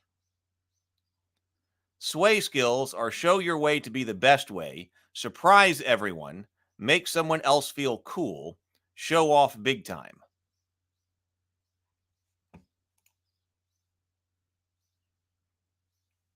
Well, you do choose from these. Like you're supposed to choose 3, and you've got a blank here too. So we were putting 4 down. We were putting down 4 troubles and 4 sway skills, but you're supposed to choose 3 in both cases. So you are making a choice here. And then plus you have a blank where you could write something else down. LARPer, contagious happiness. When you're in the zone, there's a chance your enthusiasm embraces the others.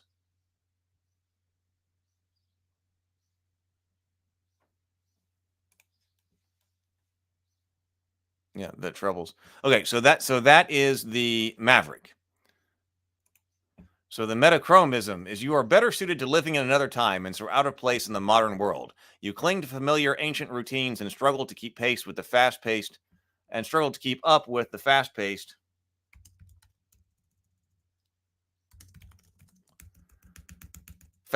and intricate nature of modern living. Are you actually from a different time or are you just delusional? Who can say?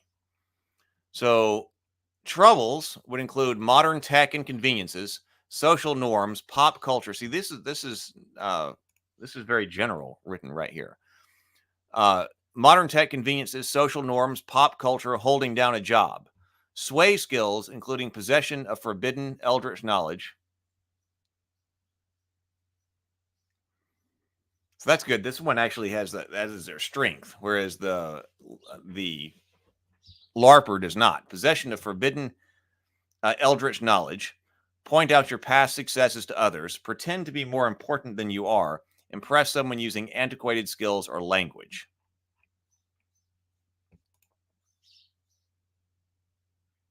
Oh, Lynn says, I think cluelessness encompasses both the self-awareness and awareness lines. Well, yeah, writing them back together.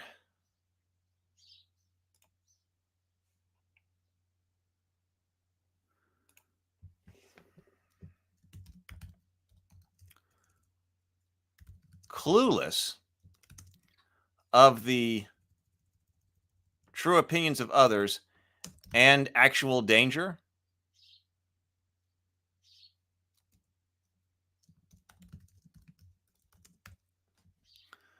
Clueless of the true opinions of others and actual danger. That would allow us to leave, operate independently, or act. Of course, you don't have to take that one. Like I said, it's a choice. I mean, they're choices. One of them will be left out, and you could have a blank too if you wanted to write your own. So that might combine those two. Yeah, the awareness and self-awareness. That was, I think, what was making that difficult to write together. But clueless of the true opinions of others and of actual danger. I kind of like that phraseology right there.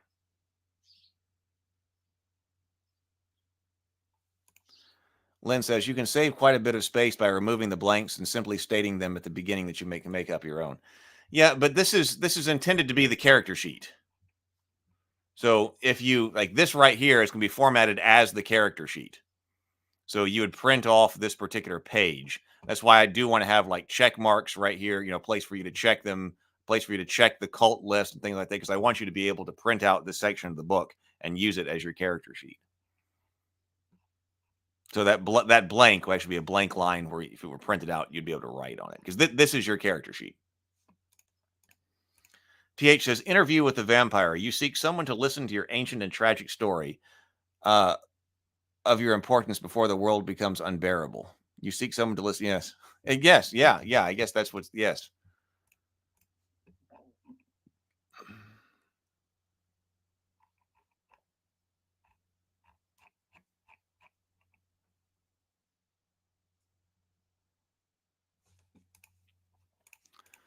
Okay. The novitiate. Okay. This one has not been done at all. So this is one that I thought we needed to have because Ben is so iconic here. What time is it? We don't have a whole lot more time here. We got a few minutes. I'm not going to be working this week, so we might be able to get together to finish this up. So I want to think about this when I get back. I got to go to the winery this afternoon, but I'm trying to focus all of my effort on getting the text done here on this, so that maybe James, we can send it to James, so James can do an edit pass on it, if you will, James, and then start the layout on this. I would also like to be able to send this to other people, talking about different shows that could be on, or live streams or podcasts about the Cultists. But also, I don't often see a RPG based around a web show. Like, this isn't often done. So I hope that maybe we could also contact some other tabletop game people who stream and stuff on YouTube and send some samples of this to them as well. So we'll come up with that list. We'll have to come up with that list. Not right now, not this second. I mean, you may have ideas, but well, where was I going with that? But we'll make a big list and try to do a whole bunch of outreach.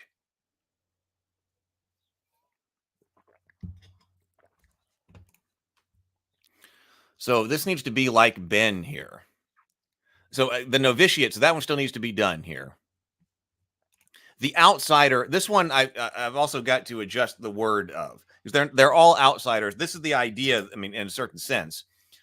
But I wanted this, like, maybe this is the hardcore. Maybe the word would be the hardcore, because you have largely left the modern world to fully embrace the cult life. Your hangout is even considered hardcore by the other cultists. And in some of this, I was thinking of Sherry and Carrie. Sherry might be this outsider, but that's not quite the right word. She's outside. She's kind of left the entire world, whereas most of the cultists are still sort of like dealing, in both worlds, the modern world, the mundane world, and in the cult life. And that's the conflict, a lot of the humor and the conflict that you've got in it. You've got some that have gone completely into the cultists living, like Sherry and Carrie, who are now just living in the woods. And when you go and see them, you cross into the woods and you're like in the other world. And they don't have that same connection to the modern world. The apotheosis, maybe. I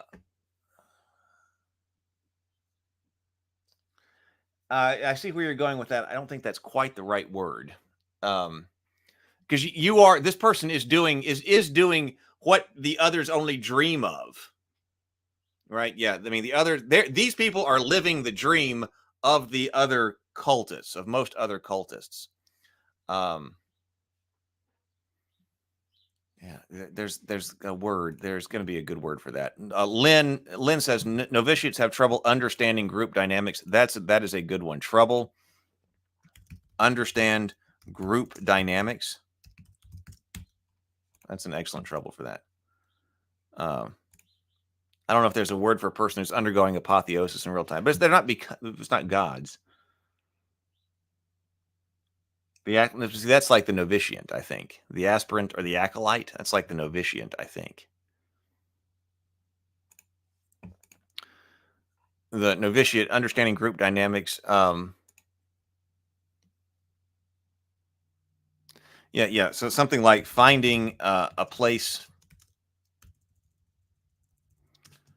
Find your place in the group.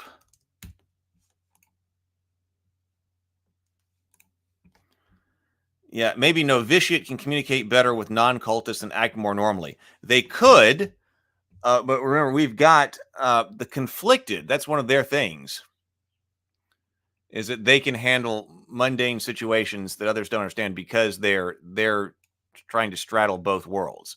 So I don't want to do too much that conflicts with the conflicted.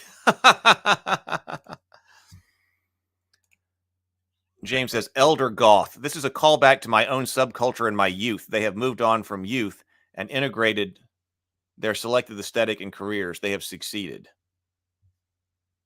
They have moved on from youth and integrated their selected aesthetic and careers. And Elder Goth is, you're talking about, you're saying that this should be,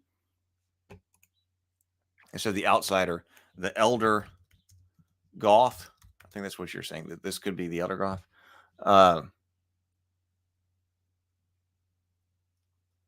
Is there a word other than goth?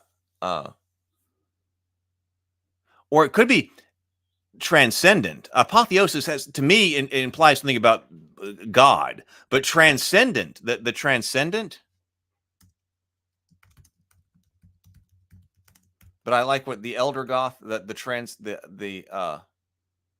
it could be the Elder Transcendent.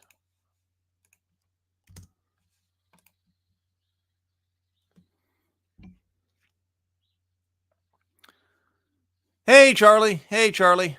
Good to see you. Novitiates may also suffer from hero worship and be blind to others. I love that one because that's also, I'm thinking about Ben here, and that's exactly, Ben does not understand like anything, um,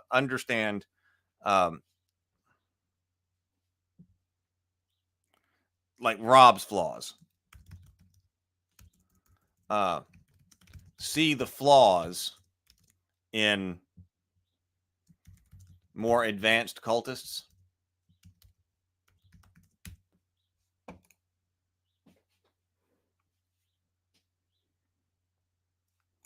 Expendable for the novitiate or leaker.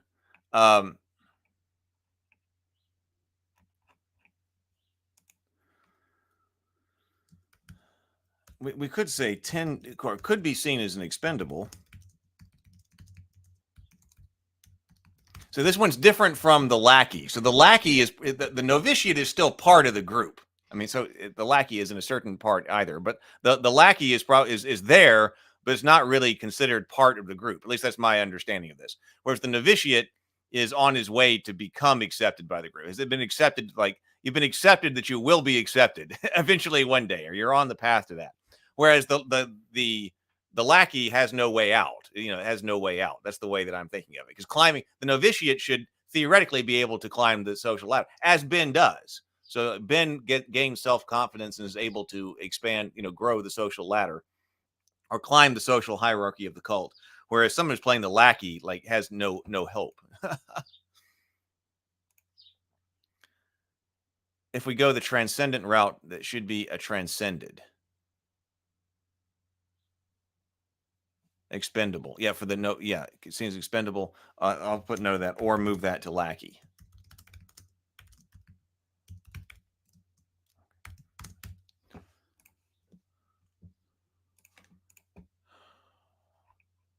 So if you say this, the transcended.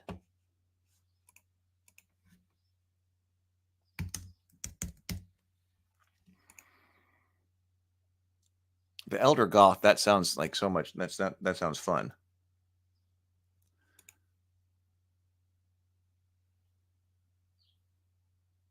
Or transcendent Elder Goth or something like that.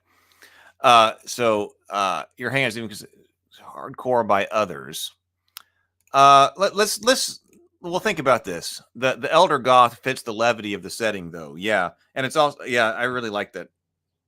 I'm not sure I would know what that is, but that's probably okay. Let's see. Let's go. We'll think about that. We need troubles and sway skills.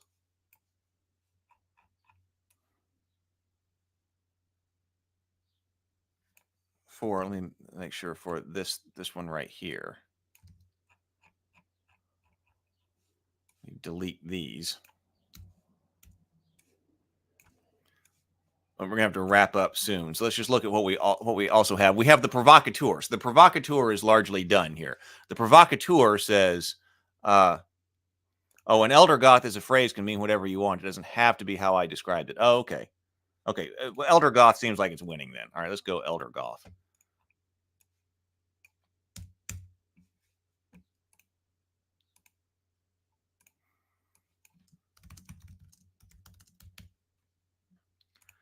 Okay, provocateur.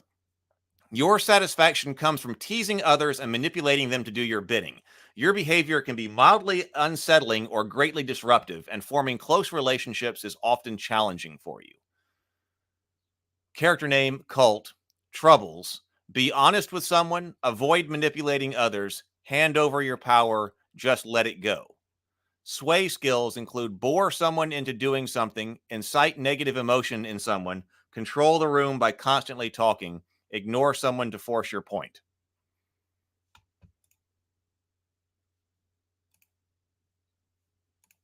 Oh, now that one would be maybe they are the ones who are adept because they're in the learning mentality that like when others think they can just do something, like they're the one who would actually find out about that and like go to the books and learn. So like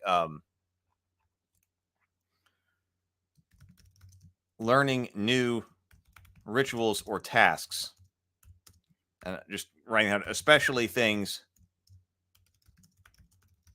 others think they already know.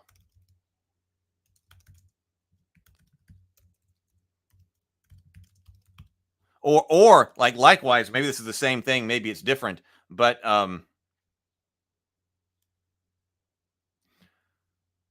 see, whereas this is more about the character flaws, because they can do no wrong. Whereas this might be discover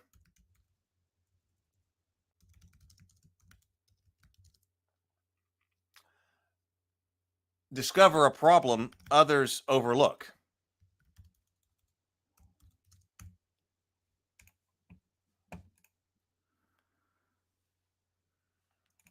Novitiates, something to do with the view of new things. Yes. That first time new view, willingness to read, but also a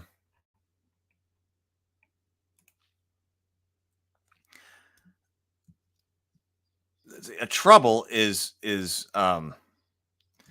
doesn't quite fit what Lynn was talking about with the phraseology, but the idea of like being overawed by demonstrations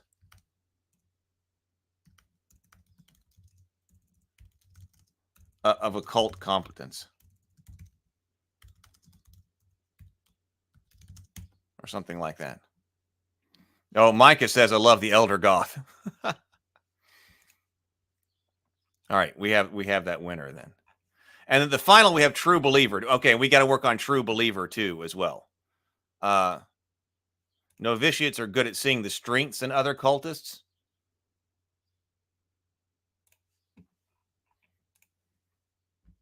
That could be like lift someone up by telling them about their strengths.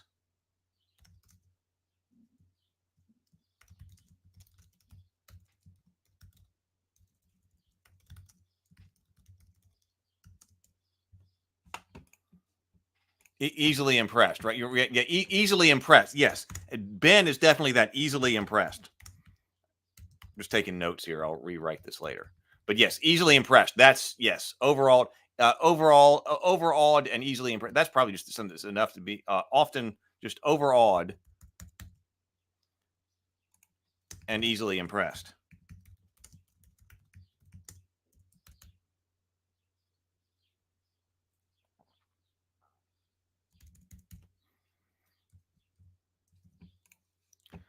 And then that would probably be so provocateur and then true believer. So what have I got here? I got to write some more stuff here. But the fanatic, not so much into judging. This is probably just notes here. Not so much into judging of others, but just completely invested in the love of the elder gods and bringing them to earth.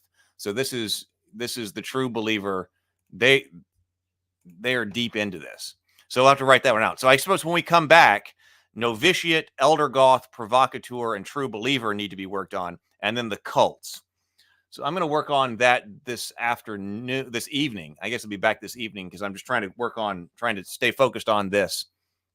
I think we're doing really well, especially with the start of the having all the rules done from the start. See part number 1 if you wanted to go actually how this was how we were looking at the rules. So check out part number 1. Let's see here. Elder Goth would probably be akin to the Addams Family for me, or early goth rock. Yeah, I can see that. So let's I'm going to have to get out of here soon, but I want to go ahead and show you. James says, I love it so far. I know it has so much character. It has so much character. I'm looking forward to seeing Brianna's layout with it too. So just so you know, here we go. We are dual streaming here since this is a cultist topic on the Cultist YouTube channel. So if you are here and if you've not seen the show that we are actually talking about here, this is the show that I made. The Cultists, I'm the creator, producer, and co-writer of the show. The Cultists is a mockumentary web show about a group of modern-day Lovecraftian cultists who just want to worship Cthulhu in a world full of people who don't understand. So if you have not been over to the Cultist YouTube channel, Some of you may be watching there. Please do hit the like button. Hit the like button on this, and we'll try to get this out to more people. There might be people out there on the subscribe to. YouTube's not pushing this out to. But if you have not watched the Cultists and you are over here on the Heath Geekverse channel, now would be a great time to go over to the Cultists YouTube channel and watch season 1, so you know, and come back and maybe have some additional recommendations and things like that, because we really need watch hours on the new Cultist channel. So that's where the Cultist channel is. If you're watching over on the Cultist channel and you're not part of Heath's Geekverse, where we typically do this live stream is on the Heath's Geekverse channel. So there's a lot of tabletop gaming material now over here. We've been separating out a bunch of the different channels. We went through a whole bunch of that last fall and winter. So all the tabletop gaming stuff is on here. This is a joint program. This is a joint program. So we'll see. And then also, let me just make sure that you sign up for the $500 dice giveaway. $500 dice giveaway. If you want to know when all this goes live, get on the mailing list here. Oh, Retro Nerd Girl says, I had a ball listening and chiming in. Had a wonderful week. Have a wonderful week ahead, everyone. Yeah. And I may be able to, I'll put out on the Discord server. I'll put the Discord server link again, because we need to talk about this before next week for sure. Because I need to be able to get this to a point where layout can really start happening in on Wednesday. But sign up, Discord server, that keeps you on touch with things. And then next week we'll continue to start working on getting the Kickstarter page up and to a point where people can be previewing it. At least we're not going to launch until we get all this ready, and then we'll do some marketing. We'll get the word out, and then who knows? We'd love to be able to do another season and work on a horror film too. Oh, yep. Barbarians, Lemuria, and Eric the Viking. Yes. Let me just make sure that I know I will see this if I go over here.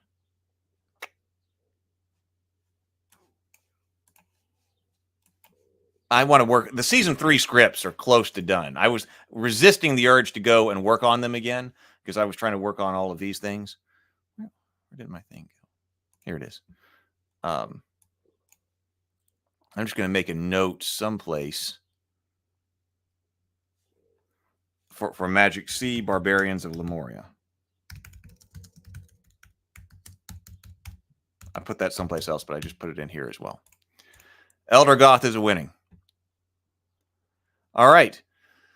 So, all right, I will be, I'm going to go to the winery this afternoon, but then I'll have everybody have a fantastic day. Thank you so much for being here with me. This was really great. I love working on these things together with everybody. So I will see everybody, I hope. I don't know what day it was. Maybe Monday, maybe Wednesday. Tomorrow's Monday. Could be tomorrow, as early as tomorrow. Have some morning grinds, get back to some early morning grinds, especially if I can get some work done this afternoon. And then, but go forth, be creative, be constructive, get stuff done, everybody. I will talk to you later. Bye.